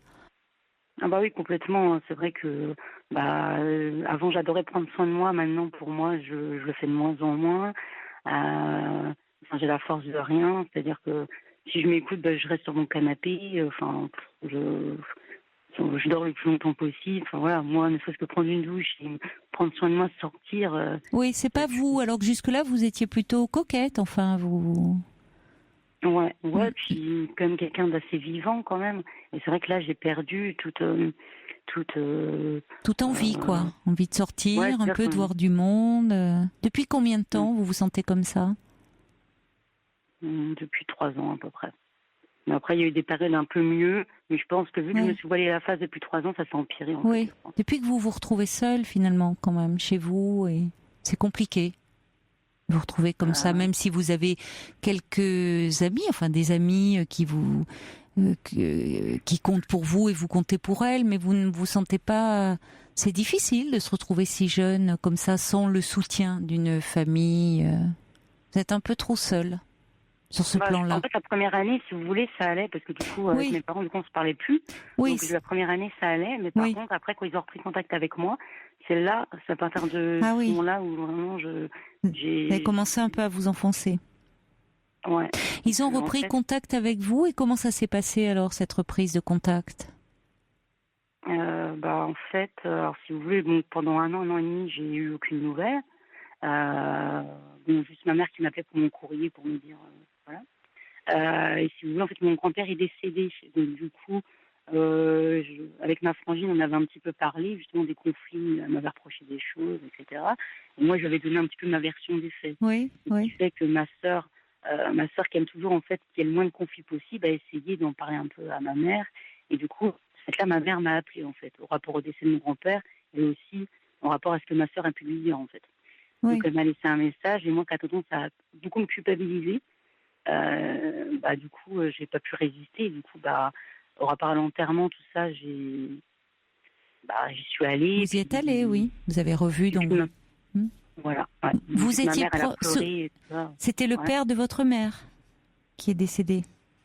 Exactement. Ouais. Oui, ça vous a fait de la peine de voir votre mère malheureuse comme ça. Oui, parce que vu qu'elle a pleuré devant moi, qu'elle m'a dit oui, j'aimerais bien que tu viennes à la maison. Oui. Vous lui manquiez. Elle, vous voyez, c'est pas. Elle n'en a pas rien à fiche de vous, comme vous disiez. C'est plus compliqué que ça, certainement. Vous lui manquiez quand même. Je pense qu'elle est surtout maladroite. Oui, et malheureuse au fond. Enfin, elle-même, c'est compliqué sa vie aussi. Ah, je pense, oui. Parce que le truc, c'est quand je lui fais des reproches et que je lui dis, moi, ce que j'attends, parce que moi, en fait, j'attends pas énormément. J'attends juste d'une maman qu'elle me donne de l'amour et puis surtout qu'elle soit à mon écoute quand ça va pas. Le problème, c'est que ça, je l'ai par mes amis proches, mais c'est vrai que normalement, pour moi, ce serait plutôt son rôle, quoi, d'être là pour moi et de me rassurer, de me dire que je vais y arriver, des choses comme ça. C'est vrai que oui, être réconforté, être consolé, vous auriez besoin de ça, mais votre mère peut-être va trop mal pour pouvoir le faire. Elle ne sait pas finalement peut-être faire, voyez. Ça ne veut pas dire qu'elle ne vous aime pas, vous et vos sœurs, mais elle est perdue, quoi. Elle est trop prise dans sa vie qui ne va pas bien. Mais c'est normal. Vous, bien sûr qu'il y a ce manque et cette absence, et le fait que, oui, ça aide d'être soutenu, d'être encouragé, parce que vous êtes très jeune. Enfin, je veux dire, vous êtes très jeune et c'est important dans les projets, dans ce qu'on tente, de sentir qu'il y a des gens qui croient en vous. Mais pour ça, il faudrait que même ils aient confiance en eux, qu'ils fassent confiance en la vie, et c'est pas le cas. Vos parents, ils sont eux-mêmes englués dans des difficultés. Donc ils peuvent pas être des parents comme vous en rêvez, protecteurs et qui vous soutiennent, voyez. Ce qui ne veut pas dire que vous ne... C'est important de pouvoir vous trouver un appui. Vous l'avez avec des amis déjà. Vous avez su, c'est précieux ces liens. Enfin, créer des liens. Vous auriez pu au fond être tellement dans la colère ou tellement dans la révolte par rapport à ce que vous avez vécu. Vous auriez pu devenir... Vous savez, il y a des gens qui deviennent... comme ça, qui sont tellement malheureux au fond d'avoir été, pas s'être sentis compris, aimés, qui basculent dans une forme de marginalité ou de délinquance, qui ont tendance au fond à fuir les autres. Ils ont trop peur d'être blessés à nouveau. Or vous me parlez de ces amis, dont une meilleure amie qui se soucie de vous. Ça veut dire que malgré tout, malgré ces manques, vous avez en vous cette capacité à aimer, à créer du lien, alors que c'était pas une donnée de départ dans votre vie. Ah bah oui, complètement. Et ça, et ça c'est très positif, parce que ça veut dire que si vous demandiez de l'aide et trouver justement en thérapie quelqu'un un peu qui vous soutienne, à qui vous pourriez vous confier, à qui vous pourriez parler, trouver un lieu pour vous poser, pour un peu être réconforté, encouragé, ça vous aiderait un peu à sortir. J'ai pris rendez-vous chez un psychologue justement lundi parce que c'est bien, vous avez bien fait de faire ça. Et pour moi, en fait, c'est pas du tout évident parce qu'en fait, moi, à la base... C'est pour personne, vous savez. Ouais, j'imagine. Mais si vous voulez, à la base, c'est vrai que les gens, ils aiment bien se confier à moi. Je pense que j'ai une oreille, alors je sais pas, un peu psy, je sais pas. Mais c'est vrai que c'est souvent moi, en fait, qui aide les autres. Et encore à l'heure actuelle, même quand je vais pas bien, ça me fait du bien, bizarrement, d'aider les autres parce que peut-être que je me sens utile, je sais pas. Puis, quand c'est mes amis, je me pose même pas la question. Mais c'est vrai que souvent, ça a souvent été comme ça. J'ai souvent fait du bien aux autres. Et moi, du fait de me retrouver pas bien là, je suis pas du tout à l'aise avec ça. Et c'est pour ça que du coup, ne serait-ce qu'appeler ce soir ou demander de l'aide, moi c'est quelque chose qui est très dur pour moi, quoi. Oui, mais vous parlez, je trouve, j'entends que c'est pas quelque chose de simple pour vous, mais pourtant vous parlez bien de vous. Vous en parlez même assez facilement. Quand vous êtes bien, dans l'échange. Vous voyez, c'est pas. Au départ, vous saviez pas trop par quel bout commencer, ce qui est normal. Mais finalement, quand il y a un échange, quand il y a un dialogue qui s'installe, vous êtes là et très présente. Et vous allez la voir. C'est quelqu'un. Donc c'est lundi là que vous avez pris ce rendez-vous. C'est quelqu'un qui est dans un centre, qui est en libéral. Comment ça se passe? En libéral, je pense. Je sais pas ce que c'est un centre, non, c'est un cabinet. Je vous pose cette question parce que c'est financièrement, si vous voulez. Il faut voir, voyez, les centres, il y a les centres médico-psychologiques. Le problème, c'est que parfois, il y a des délais d'attente assez longs. Il y a, sinon, en libéral, évidemment, la consultation est entièrement à votre charge. D'accord, ça, je savais même pas que j'avais 2 options, vous voyez.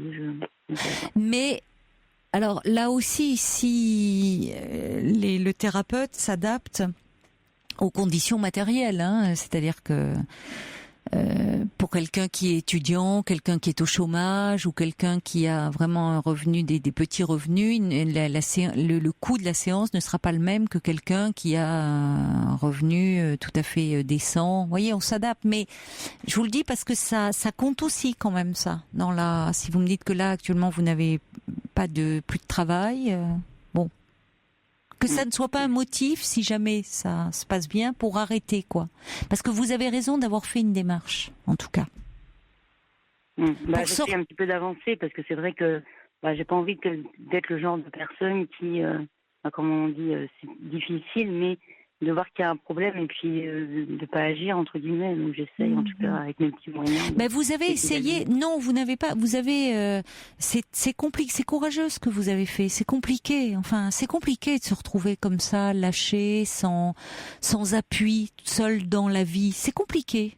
Parce que au fond, oui, heureusement, vous avez des amis, mais c'est quand même vous qui devez, vous avez trouvé ce logement, vous devez payer votre loyer, enfin, vous voyez, vous devez faire face à la vie là toute seule. Donc c'est important d'aller un peu demander de l'aide pour vous sentez cette fatigue un peu qui vous envahit. Vous parlez d'un état un peu dépressif, une difficulté. Vous voyez bien là au fond à les gestes du quotidien, prendre une douche. Bon, donc vous avez raison de ne pas laisser ça s'installer. Et peut-être même, je vais vous dire d'ailleurs, vous verrez, je ne sais pas si le thérapeute que vous voyez est psychologue ou psychiatre.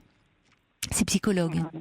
Parce que, parce que vous voyez, si c'est vraiment un état de dépression, ça y ressemble quand même dans ce que vous décrivez. Un médecin psychiatre pourrait vous prescrire un traitement. Non, mais j'en veux pas. Oui, mais ça aide bien dans un premier temps. Il faut aussi pas toujours présumer de ses forces et parallèlement à ça, une thérapie. Mais vous verrez, vous ferez le point lundi avec cette psychologue. C'est déjà bien d'avoir fait cette démarche et de dire ne pas vous enfoncer comme ça. Ce que vous avez vécu, votre histoire, le fait de pas avoir été enfant suffisamment protégé, cette forme de solitude dans laquelle vous avez grandi, fait qu'aujourd'hui d'ailleurs vous êtes plus dans le rôle de celle qui écoute que celle qui parle d'elle. Parce qu'au fond, à quoi bon? Quand vous parliez de vous, ou si vous avez tenté, on ne vous entendait pas. Vos parents étaient trop pris dans leurs problèmes. Oui, non, c'est vrai que ce que vous dites, vous avez raison. Mes parents, ils n'ont jamais su voir quand j'habitais chez eux, quand ça allait pas. Ils n'ont jamais vu. Non. Ils n'ont jamais vu. Non. Ils n'ont jamais su voir. Ce qui vous rend, à l'école, quand je pleurais. Oui. Et vous avez développé, du coup, une hyperacuité, une hypersensibilité à la souffrance d'autrui. Vous y êtes particulièrement sensible plus que d'autres. Vous avez des antennes. Pourquoi ? Parce que vous savez très bien de quoi vous parlez. Ça vous parle en tout cas. Mais c'est pas une donnée. Là encore, vous auriez pu, rejeter en bloc les gens. Vous avez en vous ce qui est une force, hein. Vous n'en avez pas forcément conscience là sur le moment, mais cette capacité à créer des liens, à ce désir d'avoir des liens comme ça affectifs avec vos amis, et le fait d'être à l'écoute. Vous pourriez au fond être tellement dans vos difficultés, vous pourriez ne plus entendre les autres. Ouais. Vous avez développé ça chez vous. C'est pour ça que souvent mes amis, quand je leur dis que je suis en dépression, ma meilleure amie, on m'en a parlé plus l'autre fois, donc elle a mieux compris, parce que je vous dis, moi j'ai tellement honte déjà de mon état que je vais le dire en rigolant, mais je vais pas, forcément, et elle a un petit peu mieux compris, mais c'est vrai que oui, souvent les gens, quand je dis ça, ils me disent, mais c'est étonnant, parce que nous on te voit pas en dépression, quoi. Oui, parce que je joue un rôle et je sais très bien le faire. Oui, vous savez certainement prendre sur vous, ne pas montrer ce qui ne va pas, comme lorsque vous étiez petite au fond. Vous avez appris à taire votre chagrin et en tout cas, vous savez que vous n'étiez pas consolé. Je ne peux pas être un poids pour les autres non plus parce que c'est vrai que j'ai peur de l'abandon, parce qu'on m'a souvent abandonné, donc j'ai peur de l'abandon. Du coup, je me dis, en parlant trop de gens de mes problèmes, je peux faire fuir aussi, quoi. C'est ce que je me dis. Oui, mais j'entends tout ça, c'est-à-dire que vous avez bien intériorisé et c'est important que vous alliez voir quelqu'un parce que finalement cette démarche de thérapie fait que là il n'y a pas de raison que vous ne soyez abandonné, c'est-à-dire que là vous allez voir quelqu'un, payer, c'est un travail qui se fait pour aller mieux. Pour aller mieux et quelqu'un sur qui vous allez pouvoir vous appuyer. Et qui va vous aider à reprendre un peu le chemin, enfin à sortir déjà. La priorité, c'est d'aller mieux, être moins fatigué. Et c'est là où je vous disais, songez-y. Je comprends déjà, demander de l'aide était difficile, donc prendre des médicaments l'était encore plus.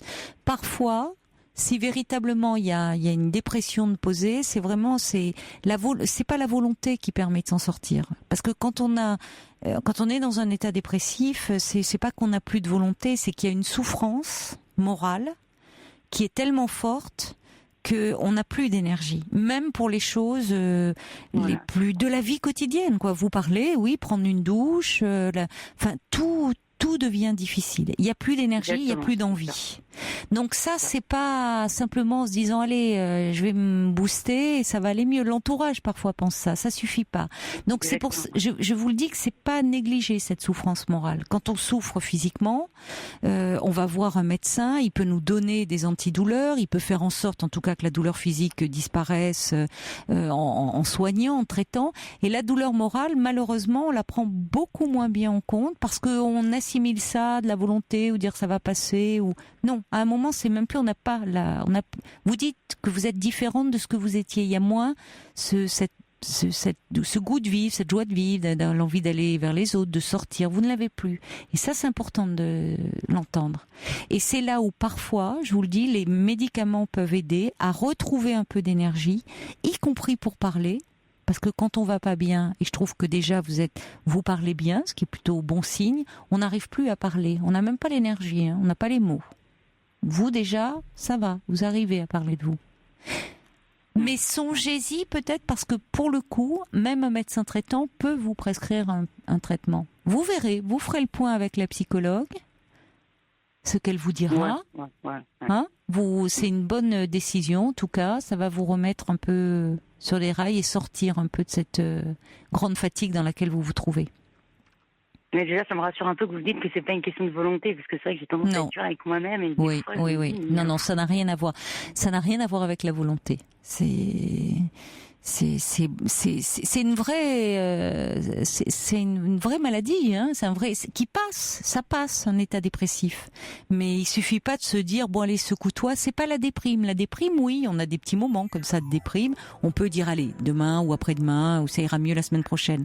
Là, c'est quelque chose qui est plus installé et donc il faut le prendre au sérieux. Mais vous pourrez me donner de vos nouvelles si vous en avez envie, Camille. N'hésitez pas à me rappeler, d'accord ? D'accord. Je vous dis à bientôt. Au revoir. D'accord, je vous remercie. Au revoir, Bonne Camille. soirée à vous. Au revoir.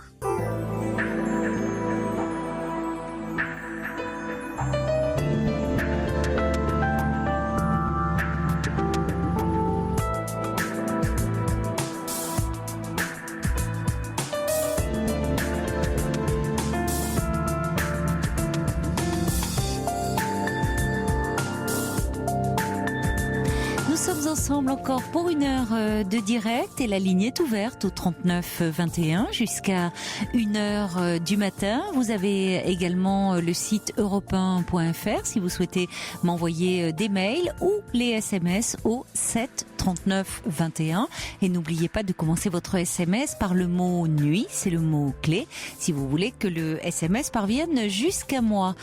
C'est maintenant Jean-Christophe, je crois, qui est avec nous. Bonsoir. Oui. Bonsoir Jean-Christophe. Bonsoir, ça fait très plaisir de vous avoir au téléphone. Moi aussi. Et Paul est vraiment charmant. Ah, on va monter un fan club pour Claude, pour Paul.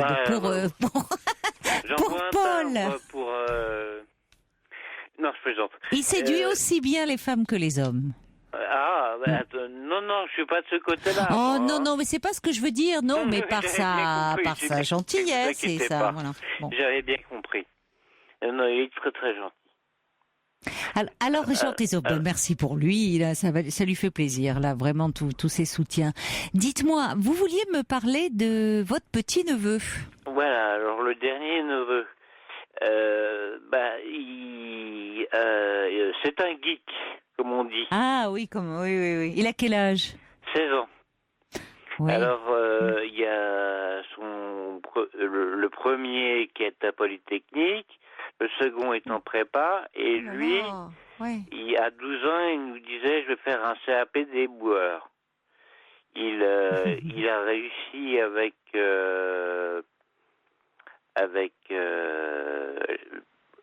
il a réussi à entrer en première classe grâce au soutien très appuyé de ma belle-sœur.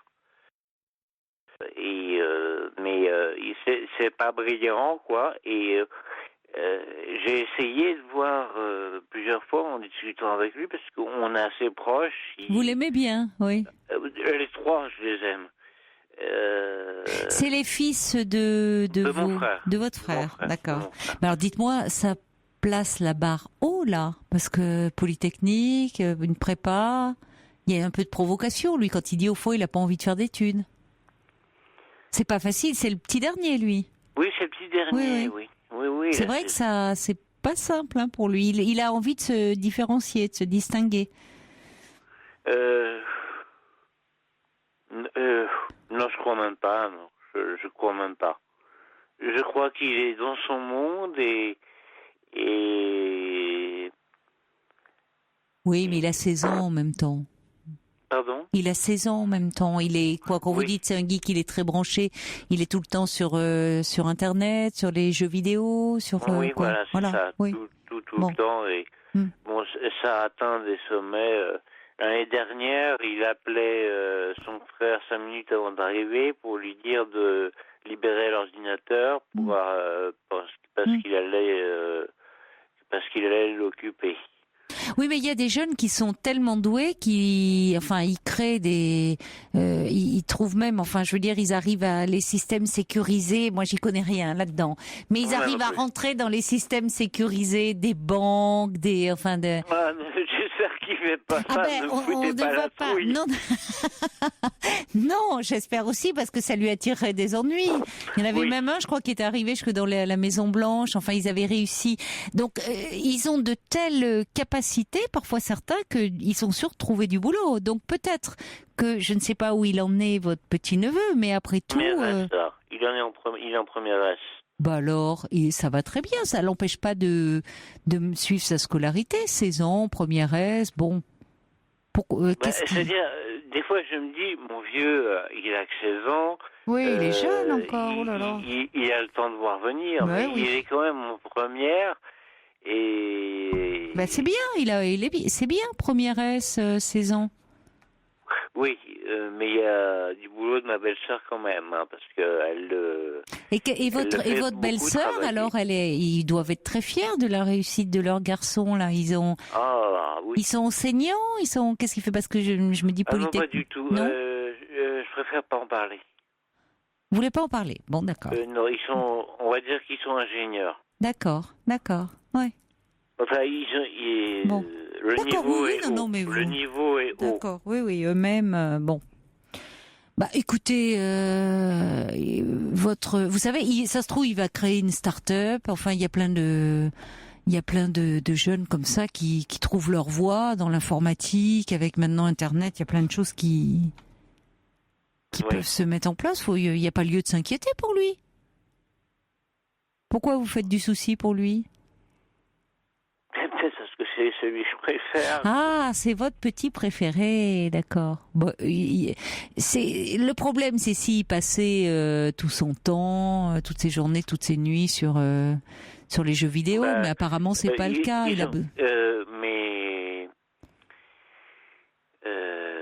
Bon. Enfin, mon frère et ma belle-sœur ont été à un moment obligés de lui enlever tous les soirs l'ordinateur, le téléphone, l'iPod, pour qu'il aille se coucher, pour qu'il n'ait plus rien Mais apparemment, il a des parents qui veillent au grain, et ça ne l'empêche pas. Mon frère a un peu abandonné.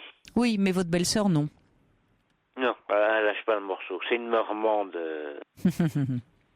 Donc, les Normands sont persévérants, têtus, vous voulez dire? Ils ne lâchent rien? Vous êtes là, Jean-Christophe? Au moment, on a un petit souci de ligne. Ou alors, c'est le neveu qui a court-circuité. Bon, en tout cas, franchement, il n'y a pas lieu de s'inquiéter, hein, Jean-Christophe. Je crois que il va bien et il n'y a aucune raison de vous faire du souci pour lui, hein, vraiment. Bon, allez, on va rappeler Jean-Christophe hors antenne pour lui dire un peu ce qu'il en est, mais il n'y a pas lieu de s'inquiéter, franchement, pour ce jeune homme, semble-t-il. Et puis, il a des parents qui s'occupent bien de lui et un tonton très affectueux, donc bon, tout va bien. Supertramp de Logical Song. Qu'est-ce que ça fait du bien d'entendre ça, ça vous fait plaisir, hein? Il y a Frésia qui dit merci. Pour Supertramp, je rajeunis là d'un coup, et Sergio, lui aussi, ça lui rappelle sa jeunesse et ses cheveux, et il soupire, Sergio. Décidément, tous les deux, vous avez souvent des goûts en commun, j'ai remarqué, Sergio et Frésia. Vous réagissez souvent sur les mêmes trucs. Coup sur coup, je reçois vos SMS. C'est vrai, c'était toute notre jeunesse. 39-21. 50 centimes la minute plus coût de l'appel.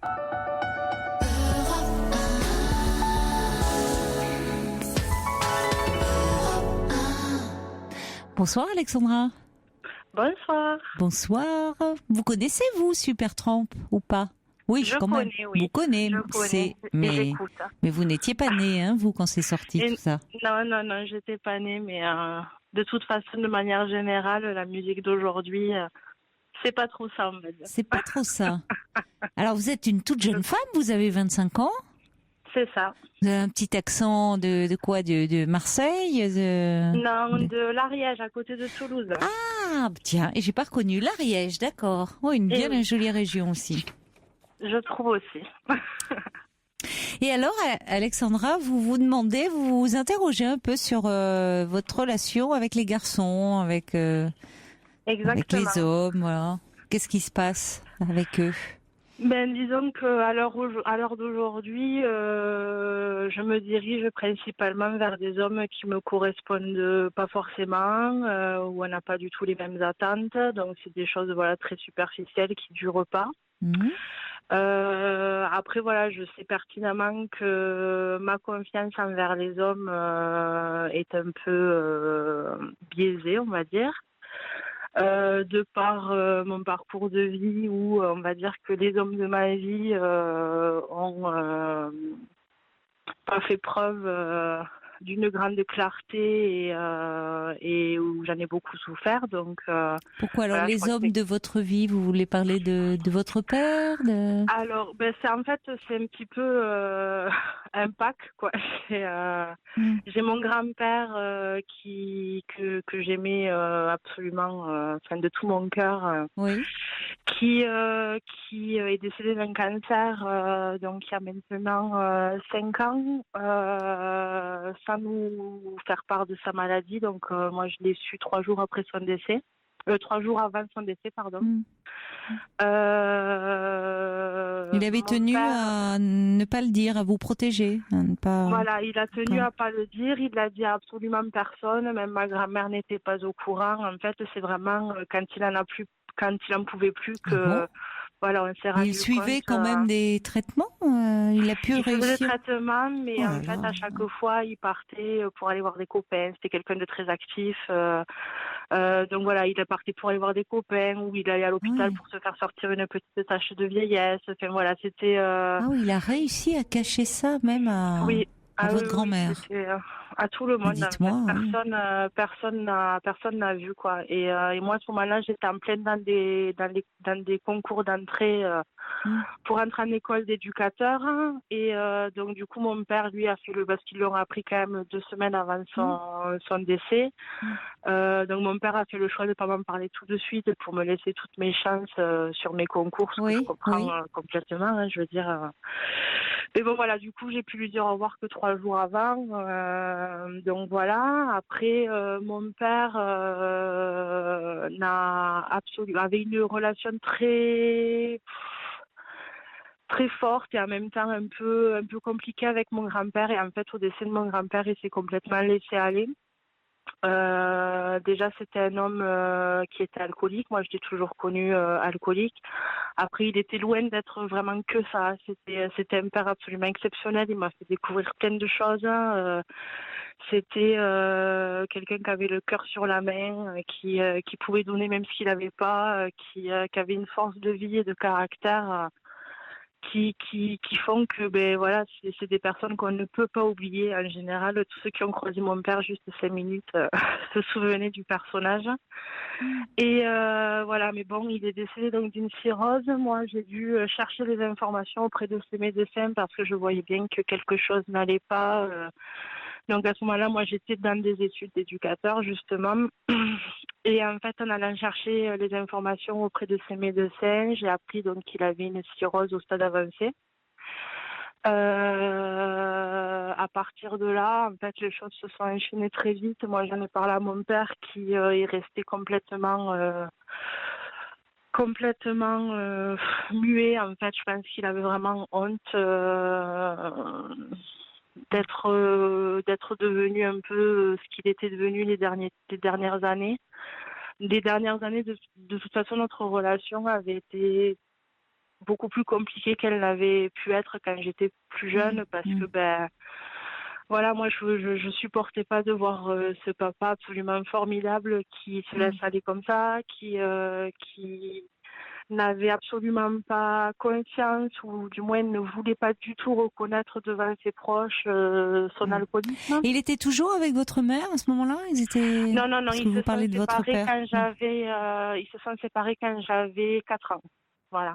Après, ça a été une séparation, je sais pas si on peut dire ça, mais une séparation idéale. J'ai eu la chance d'avoir des parents très intelligents qui ont fait en sorte que tout se passe bien pour moi.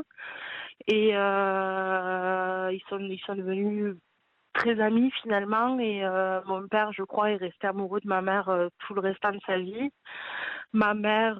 Mais dites-moi alors, Alexandra, parce que là, vous me retracez l'histoire de votre famille. Vous semblez dire que vous avez des difficultés, un peu que c'est pas simple, les relations avec les hommes, parce que vous dites. En fait, mais pourtant, vous avez des images fortes. Des images fortes d'hommes quand même. Vous me parlez de ce grand-père, de ce père que vous avez énormément aimé. Et je l'ai autant aimé que détesté, je crois, mon père. Voilà, sur les dernières années, ça a été tellement compliqué que, en fait, quelque temps avant que je découvre sa maladie, je lui avais notamment fait une lettre où je lui disais que je pouvais plus le voir se suicider à petit feu et que j'avais difficile pour vous. Ah oui, ça a été, je veux dire, je le vivais vraiment très mal, quoi. Donc voilà, où je lui disais que tant qu'il serait pas à même d'accepter ma main tendue pour l'aider, pour l'écouter, peu importe, en fait, je pouvais pas continuer à le voir comme ça. Sauf que voilà, après j'ai découvert sa maladie, je lui en ai fait part, il est resté stoïque. À ce moment-là, il était déjà en fait alité parce que très faible, etc. Et en fait, il est décédé 3 semaines plus tard. Voilà. Donc moi à ce moment-là, quand j'ai découvert sa maladie, j'ai arrêté mes études, rendu mon appartement, etc. pour m'occuper. Qu'est-ce que vous faisiez comme études? J'étais en école d'éducateur. D'accord. Voilà. Et vous avez repris depuis? Et donc voilà, et depuis, en fait, j'ai laissé passer 1 an pour régler un peu toutes les histoires. Sauf qu'en fait, 3 mois après le décès de mon père, j'ai mon meilleur ami qui est décédé. Donc voilà, il y a encore eu des choses encore à surmonter. Et j'ai repris mes études l'année d'après, en fait. Et j'ai obtenu mon diplôme. Aujourd'hui, je suis éducatrice dans la protection de l'enfance. Tout se passe absolument bien. Donc vous avez trouvé décrocher votre poste et un travail, donc. Voilà. Bon, c'est formidable ça, que vous ayez réussi malgré tout. Bon. Disons qu'en fait, je me suis mis entre guillemets en mode robot. Je sais pas si on peut dire ça, mais voilà, j'ai fait tout ce que j'avais à faire à ce moment-là. Je savais qu'il fallait que je le fasse parce que de toute façon, après voilà, comme vous disiez, j'ai eu des figures très fortes, donc avec beaucoup de caractère, beaucoup d'ambition, d'envie, etc. Et donc voilà, j'ai fait ce qu'il y avait à faire, mais finalement en laissant complètement tout ce que je pouvais ressentir. Qu'est-ce qui se passe alors avec les garçons? Qu'est-ce qui vous pose problème là? Et ce qui me pose problème, c'est qu'en fait, aujourd'hui, ma complètement biaisée. Pour moi, en fait, dès que je me rapproche d'un homme qui pourrait me correspondre, je me rends compte très vite que je fais tout pour que ça parte au clash. Donc, je vais chercher la petite bête. Sauf que c'est sur des histoires qui débutent. Donc, forcément, à ce moment-là, l'homme qui est en face se dit « Mon Dieu, celle-là, elle est complètement déglinguée. » Et puis tout le monde lâche l'affaire, mais en fait, ce qui m'interroge le plus, c'est que au niveau des sentiments, au niveau voilà, de tout ce qu'on peut ressentir depuis le décès de mon père et de mon meilleur ami du coup derrière, et puis après voilà, il y a une forte histoire avec mon frère aussi, où il y a eu un gros clash, une grosse trahison de sa part envers la famille. Il n'y a plus rien du tout qui se passe au niveau des émotions en fait. Je suis complètement insensible à tout ce que peuvent me renvoyer les hommes de manière générale finalement. Bon. C'est curieux parce que vous me parlez donc effectivement de votre histoire, mais je me demandais où vous étiez, comment vous vous situez vous par rapport un peu à ça. Alors quand vous dites vous êtes insensible, c'est curieux parce que vous me parliez au départ que vous n'aviez pas les mêmes attentes, ce qui veut dire que quand on a des attentes on n'est pas insensible. Et aujourd'hui vous me parlez des hommes de votre vie qui ont beaucoup compté, c'est l'expression que vous avez utilisée, et aujourd'hui j'ai du mal à saisir le lien que vous faites avec les hommes que vous rencontrez qui vous laissent insensibles. C'est-à-dire que vous voulez dire que vous vous en méfiez des hommes, vous pensez qu'ils ne sont pas fiables, qu'est-ce qui se passe? Oui, je pense qu'il y a quelque chose de cet ordre-là. Mais vous faites un travail sur vous, dites-moi. Vous travaillez, vous en parlez déjà de cette histoire ou pas? Pas du tout, non. Non, je vous pose cette question parce que si vous êtes éducatrice au service de protection judiciaire de la jeunesse aussi, ça vous amène, vous êtes amené à rencontrer quand même des jeunes, des adolescents qui sont dans des situations familiales justement difficiles, et peut-être que ça vous renvoie aussi à votre histoire familiale et que vous auriez pu. Pas forcément, non. C'est vrai qu'après, au niveau du travail, je mets très bien la distance nécessaire et je fais très bien la part des choses. Non, là, c'est vraiment purement personnel où, voilà, aujourd'hui, j'ai réellement l'envie de construire quelque chose avec quelqu'un, et en fait, je me rends compte que par ce qui se passe au quotidien, il y a une espèce d'incapacité à me mettre en relation avec les hommes. En fait, la relation très superficielle, on va dire, ça fonctionne forcément parce que voilà, je suis quelqu'un de plutôt sympa. Mais si vous faites un constat là presque d'analyse déjà, je sais pas, qu'est-ce que vous attendez vous au fond de cette, c'est presque comme si vous étiez très à distance au fond de ce que vous vivez avec justement les hommes que vous rencontrez. J'ai du mal à vous sentir vous dans cette histoire là, dans la relation. Vous voyez, je sais pas ce qui se passe. Quel lien vous faites? Bah oui, c'est... Mais à ce moment-là, pourquoi, si vous vous interrogez, si vous, qu'est-ce qui fait que au fond, vous ne décidez pas d'en parler, puisque en plus, avec le choix de ce métier que vous avez fait, d'accompagner des jeunes, d'être un peu comme des tuteurs, vous travaillez sur des familles où les liens sont souvent assez compliqués, abîmés. Bon, pourquoi vous ne faites, après tout, penchez-vous là-dessus, vraiment. C'est-à-dire, vous voyez, j'ai du mal. Je vous cache pas, j'ai du mal à comprendre au fond quelle est votre demande, parce que c'est comme si vous étiez hyper à distance quand vous parlez des garçons que vous rencontrez. Vous vivez bien des choses avec eux. Pourquoi ça ne marche pas? C'est d'ailleurs, ils sont tous. Vous n'avez que 25 ans, donc vous n'en avez pas rencontré des 100 et des 1000. Non, je ne sais pas quelle histoire vous avez vécue. Est-ce que vous avez déjà aimé quelqu'un? Est-ce que vous avez été aimé? Est-ce que vous avez été déçu? Qu'est-ce qui s'est passé? C'est ça que j'arrive pas à cerner. Vous m'avez parlé, oui, des hommes de votre vie, mais les hommes de votre vie sont les hommes de votre famille pour le moment. Oui, et j'entends l'importance qu'ils ont eue pour vous. Et malheureusement, ils ne sont plus là, en tout cas pour votre grand-père et pour votre père. Ils vous manquent aujourd'hui ? Ils vous manquent ? Bien sûr qu'elle me manque. Ils vous manquent. Mais est-ce que vous avez peur finalement de vous attacher ? Je ne sais pas, c'est... Il y a peut-être de ça, hein, je sais pas. C'est vrai qu'en fait, cette mise à distance dont vous parlez, c'est absolument ce que je ressens. Quand je dis que je suis rentrée dans une espèce de mode robot, c'est vraiment au sens Oui, mais c'est ça, j'entends ce mode robot. Moi, je l'entends là, je le perçois. C'est-à-dire que vous parlez, vous me donnez, mais c'est un peu plaqué des choses comme ça, fortes, où à la fois derrière ces images fortes d'hommes, il y a aussi quand même derrière, vous parlez de l'alcoolisme de votre père et que ça a été très difficile à vivre, évidemment, ces années où vous l'avez vu s'abîmer dans l'alcool. Vous me parlez d'un frère qui trahit le reste de la famille. Donc des hommes quand même qui déçoivent, avec qui on ne peut pas se fier à eux. Vous voyez, il y a tout ça dans le même temps. Il y a à la fois des images très fortes, très porteuses, et puis en même temps il y a l'autre pendant où peut-on leur faire confiance, je crois que c'est tout sauf de l'indifférence, justement, ou de l'insensibilité.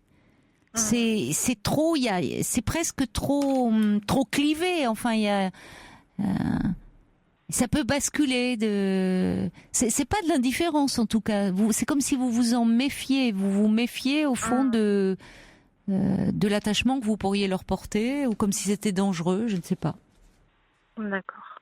Je ne sais pas, c'est une question que je vous pose. J'ai pas du tout de... Vous voyez, moi ça m'amène à réfléchir, c'est ça. Après je peux pas...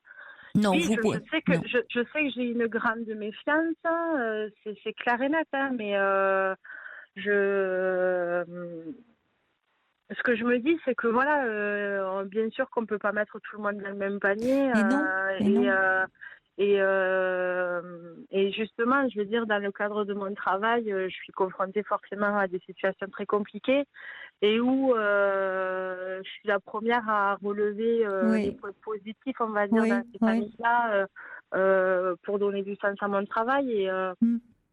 Et vous ne parlez que des hommes d'ailleurs, vous ne parlez pas des femmes aussi, qui ont comme si c'était des aussi à travers ces figures-là que vous étiez construites. C'est pas rien, vous avez dit d'ailleurs que vous vouliez devenir éducateur. Oui, vous n'avez pas dit éducatrice, éducateur. Donc vous identifiez aussi, c'est vrai qu'on a plus l'image de l'éducateur, même s'il y a beaucoup de femmes dans cette profession. Oui, mais c'est pas rien.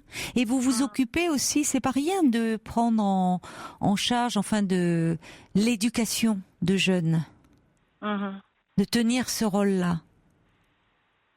Donc, alors, Monica a émis une hypothèse inverse, c'est intéressant. Elle dit: les hommes forts de votre vie ont-ils laissé un trou tellement, une béance tellement important que les autres n'arrivent pas à boucher, enfin, vous voyez, qu'ils ne seront pas à la hauteur? Oui, ça me parle. Ça me parle. Le valet de cœur dit aussi le mot trahison, revient souvent, comme si c'était un mot-clé dans vos peurs. En fait, je suis quelqu'un de très entier et quand je donne entièrement, et quand j'aime entièrement, et je supporte pas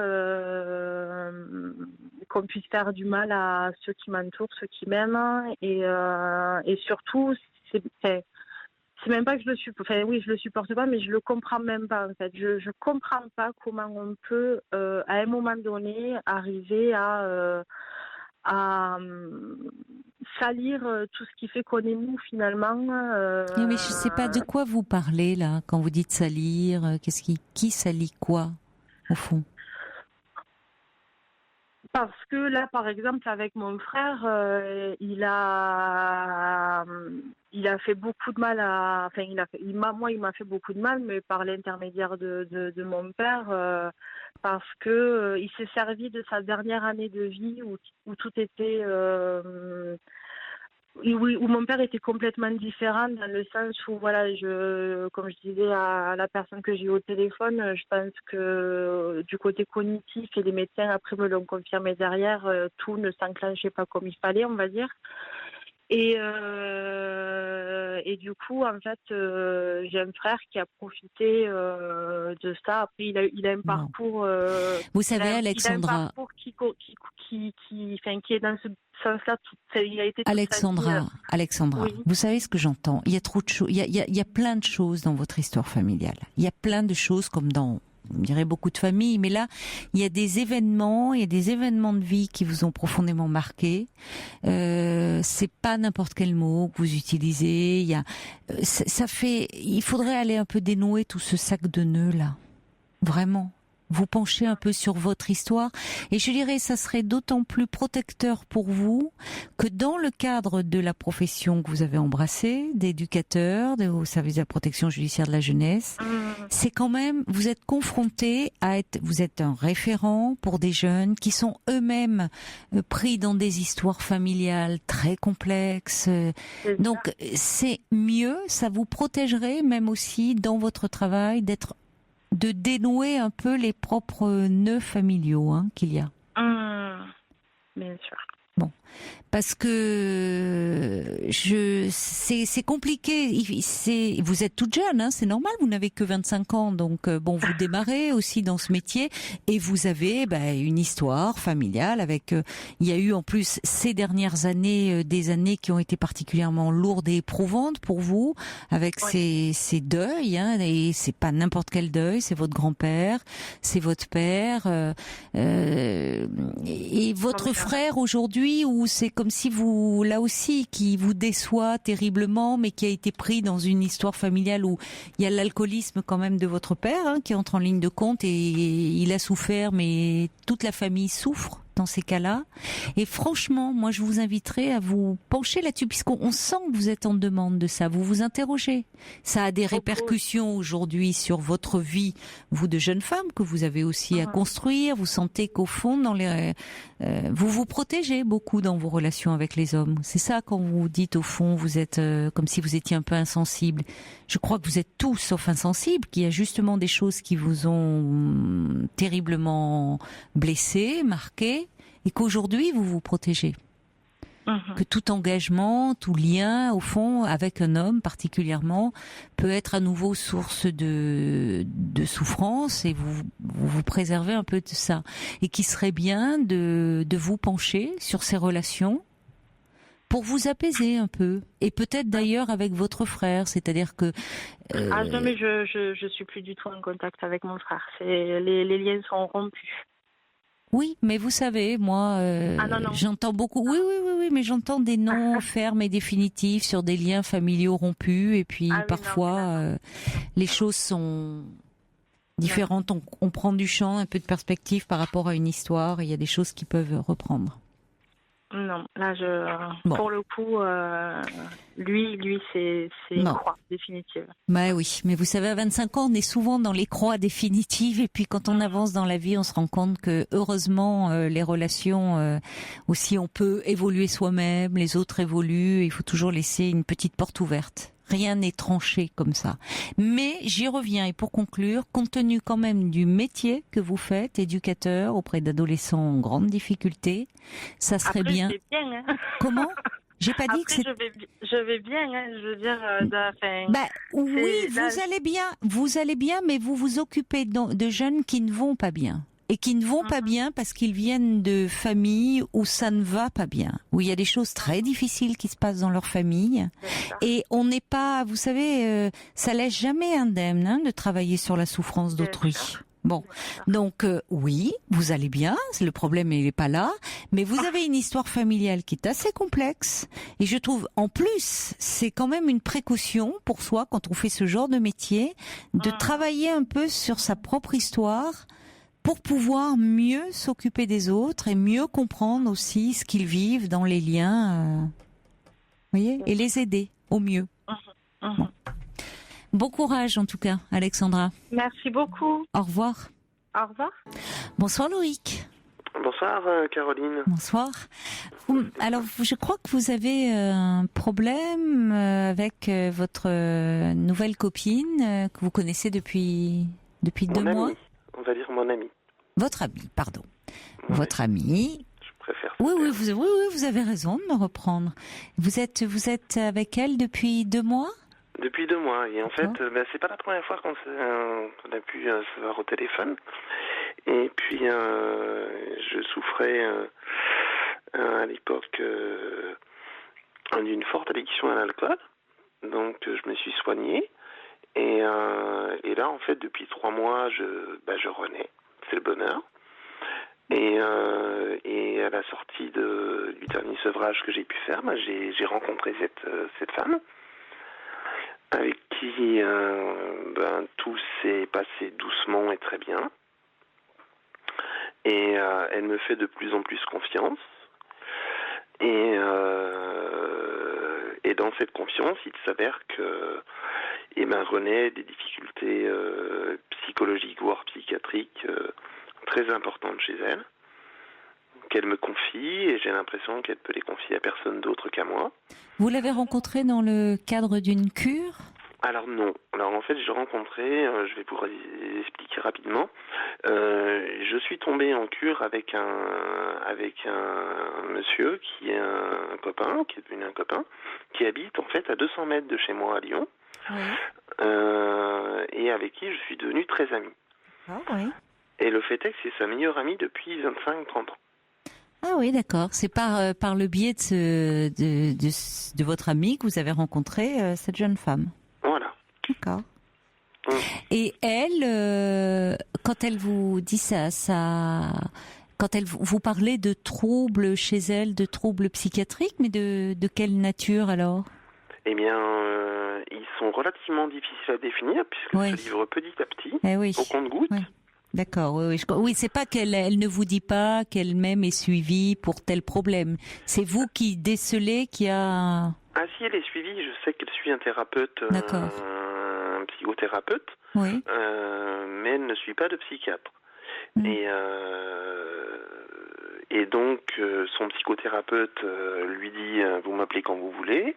Ça fait 15 jours qu'elle essaye de le joindre et elle n'arrive pas à l'avoir. Donc, c'est embêtant ça, s'il lui dit qu'elle peut appeler quand elle veut et qu'il n'est pas joignable. Voilà. Donc, oui, elle aurait besoin d'aller le voir là. Ah, je pense, oui. Et alors, il faut s'assurer qu'il n'est pas en vacances, mais c'est... apparemment, il aurait un problème de santé, visiblement. Ah, oui, ça, alors malheureusement, oui. Donc voilà. Oui. Alors moi, de mon côté, j'avais croisé un excellent psychiatre qui, très honnêtement, était entre le psychothérapeute et le psychiatre en lui-même. C'est quelqu'un qui a une grande écoute, qui vous garde 1h30 en rendez-vous, et qui échange beaucoup, et qui cherche à déceler le fond véritablement du problème. Donc je vais l'appeler demain matin, c'est prévu. J'ai un petit laps de temps entre 8h et 8h30. Donc faudra pas que je le loupe. Mais ça, c'est pour vous? Non, c'est pour elle. C'est pour elle que vous avez demandé, d'accord. Mais parce que vous voulez lui parler d'elle ou vous voudriez essayer de lui obtenir un rendez-vous? Je veux lui obtenir un rendez-vous. Ah oui, d'accord. Oui, entre 8h et 8h30, il pourra vous proposer, je l'espère. Pourquoi? Parce que qu'est-ce qui vous inquiète chez elle? Elle vous paraît angoissée en ce moment? Si vous voulez, c'est quelqu'un qui on a beaucoup de points communs, et notamment celui d'être d'aider, d'avoir le don de savoir soutenir, d'aider et de remotiver les gens. Moi, je suis des études d'art-thérapie en ce moment. J'apprends pas mal, mais de toute façon, c'est un instinct. Je travaille dans la communication toute ma vie. Elle a travaillé dans le social, à des postes à plutôt grosse responsabilité dans le domaine social. Et donc, elle a un don certain pour requinquer en un temps de mouvement n'importe qui. Sauf que son thérapeute lui a dit dernièrement qu'il fallait qu'elle se concentre sur elle-même, qu'il fallait qu'elle affronte ses propres problèmes, et qu'il fallait qu'elle arrête de s'éparpiller. Et elle est dans une phase où elle ne travaille pas en ce moment, donc où elle peut... Elle est en arrêt maladie alors en ce moment? Non, pas du tout. Non, c'est un choix personnel. Elle a pas de problème d'argent, donc elle peut attendre, elle peut reprendre des études et passer un CAPEST. Ah bah c'est bien alors. Ouais. Donc Donc elle va sans doute prendre un poste, entre autres, de direction régionale des Emmaüs, ou ce genre de choses. Donc, encore une fois, dans le social. Donc non, mais très bien. Elle a toutes les capacités pour, et c'est quelqu'un de plutôt très brillant. Mais là, elle est confrontée à ses angoisses et à ses stress, et tout remonte. Donc, je sais qu'elle s'est fait violer étant jeune, mais elle ne m'a pas expliqué encore véritablement comment ça s'est passé. Oui, mais alors Loïc, est-ce qu'il faut vraiment que ce soit à vous qu'elle vous explique tout ça parce que vous quand même, j'entends que vous êtes dans cette période comme ça de sevrage par rapport à l'alcool, 2-3 mois. Oui. Où c'est bien, voilà, vous êtes sur le bon chemin, mais on sait que c'est une période aussi qui a besoin d'être un peu consolidée, où vous avez besoin d'être accompagné et de peut-être pas trop prendre de problèmes qui pourraient vous déstabiliser. Donc, qu'elle vous dise, vous savez que cette jeune femme a une histoire lourde, un problème de viol et autres. Est-ce qu'il faut vraiment...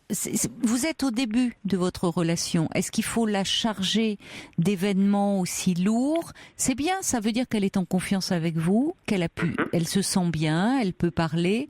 Maintenant, ça veut pas dire forcément qu'il faut revenir là-dessus et être dans une écoute de ce qu'elle a vécu vraiment comme elle pourrait le faire dans le cadre d'une thérapie, où elle peut revenir sur cet événement si elle en ressent le besoin. Non, mais justement, c'est moi qui tout de suite lui ai proposé d'aller voir ce psychiatre en lui disant « Attends, on vit notre vie, et c'est vrai qu'on passe des moments formidables, mais quand elle a ces moments d'angoisse et de stress, je lui dis « Attends, moi, je ne peux pas, je peux t'écouter, je veux bien entendre, mais je ne suis pas la bonne personne. » Mais vous pensez que ça revient parce que justement, elle est dans ce début de relation qui fait remonter certaines choses, ou elle a une relation amoureuse avec vous, une sexualité avec vous. C'est aussi vous pensez que c'est tout ça qui fait ressortir ces angoisses? Je pense qu'elle découvre avec moi une chose qu'elle n'a jamais vécue. C'est-à-dire qu'elle a toujours eu des hommes dans sa vie, elle a les accumulés. Elle n'a jamais passé guère plus de 3 mois avec quelqu'un. C'était soit des relations sexuelles intenses qui la satisfaisaient parce qu'elle avait besoin de ça, soit c'était des relations basées vraiment sur l'intellect et la culture. Oui, elle ne pouvait pas lier les deux. Et pas lier les deux. Et en fait, elle n'a jamais réussi à lier les deux. Oui, avec vous, finalement, elle peut parler, vous parlez de beaucoup de choses, et en même temps, vous pouvez être son amant. Exactement. Elle se rend compte que les deux sont joignables et que ça lui fait bizarre. Ça peut... À la fois, c'est bien, ça veut dire qu'elle peut être capable de nouer une relation affective avec un homme avec qui elle a une sexualité, alors que jusque-là, c'était peut-être trop dangereux pour elle et elle avait besoin inconsciemment, de séparer les deux. Ça devait pas être si clair que ça pour elle, mais c'est ce qu'elle vivait en tout cas. Mais ça, écoutez, ça, vous avez raison en tout cas de lui dire qu'elle puisse parler de tout ça, si ça fait remonter en elle des choses un peu difficiles, et de pas vous mettre vous dans cette position de... Moi, je peux me mettre dans une position d'écoute. Oui, écoute, mais jusqu'à un certain point. C'est-à-dire que sinon, vous allez basculer... vous avez aussi besoin de vous occuper de vous. Ce qui ne veut pas dire que vous ne pouvez pas vous aider mutuellement, d'ailleurs. C'est aussi à travers vos fragilités que vous pouvez mettre en commun, mais en ayant chacun des lieux aussi pour véritablement en parler, être appuyé, soutenu. Ce que vous continuez à faire, j'imagine, vous, de votre côté. Moi, j'ai une psychothérapeute... Je vais aux narcotiques anonymes. Oui, c'est ça. Je fais de l'art-thérapie. Oui, c'est ça. De l'art-thérapie. Je vais faire un stage. Je m'occupe de moi. Donc c'est bien, ça va vous permettre, et vous avez raison de dire qu'elle, d'ailleurs, elle en ressent le besoin. Il se trouve que malheureusement, son thérapeute n'est pas disponible. Bon, s'il a des problèmes de santé, ça, malheureusement, ça peut arriver. Et qu'elle trouve un lieu et que vous puissiez continuer à vous découvrir, mais à ne pas vous découvrir, ça ne veut pas dire rentrer dans les douleurs que vous avez vécu, vous et elle, c'est-à-dire de pas charger de trop de douleur. Il faut aussi que ça reste dans cette confiance, dans cette intimité que vous êtes en train de créer, mais ne pas la charger que de choses difficiles. Ne pas la parasiter. Oui, voilà. C'est ça, exactement. Ne pas pouvoir être dans cet élan aussi, c'est très porteur quand même une rencontre comme ça, une rencontre amoureuse, quelqu'un avec qui on se sent bien, avec qui on se sent en confiance. Non, mais cette histoire est jolie. Pour l'instant, elle est très jolie. Visiblement, oui. Donc voilà, j'ai peur. Et puis à la fois, on n'a pas tellement le temps parce que c'est bientôt minuit, 1h. Oui. Juste une chose, j'ai peur aussi parce que je sais que dans ma vie, j'ai su faire du mal aux femmes. Elle croit pouvoir me faire du mal parce qu'elle a toujours fait du mal aux hommes. Mais peut-être que vous allez vous faire du bien, mutuellement. C'est-à-dire peut-être. Qu'on se fera du bien. Oui, vous pouvez lui dire en tout cas, ou sentant ça, dire que vous n'avez pas envie d'être. Ne pas rentrer si vous sentez qu'elle vous entraîne sur un terrain où évidemment elle a l'homme, et si elle a vécu un viol, enfin je sais pas après quelle est l'histoire de cette jeune femme, mais où il peut y avoir, vous dites soit les hommes étaient investis, c'était juste la sexualité, et de l'autre il y avait ceux avec qui elle avait un véritable échange, mais du coup il ne pouvait pas y avoir de sexualité, elle pouvait pas lier les deux, elle avait besoin certainement de ça pour se réconcilier, elle est peut-être en train de le faire. Mais ne pas rentrer dans ce jeu, vous connaissez les difficultés. Vous pouvez arriver à vous trouver et à vous comprendre et au fond à vous aider mutuellement. Mais vous vous aiderez d'autant mieux que vous avez raison, chacun des points d'ancrage où vous pouvez parler de tout. Et le couple, c'est pas forcément le lieu où on peut parler de tout et mettre trop en commun toutes ces fragilités. Je suis bien d'accord. Surtout au début, voyez, d'une relation. Donnez-vous aussi de la place pour un peu le rêve, la fantaisie, le plaisir. C'est important. Bonne chance en tout cas, Loïc. C'est bien, je suis contente pour vous. C'est une belle rencontre. Au revoir. Ouais, au revoir. Je vous souhaite une belle nuit et un excellent week-end. Reposez-vous bien. On se retrouve lundi, bien sûr. Il est maintenant 1h du matin sur Europe 1.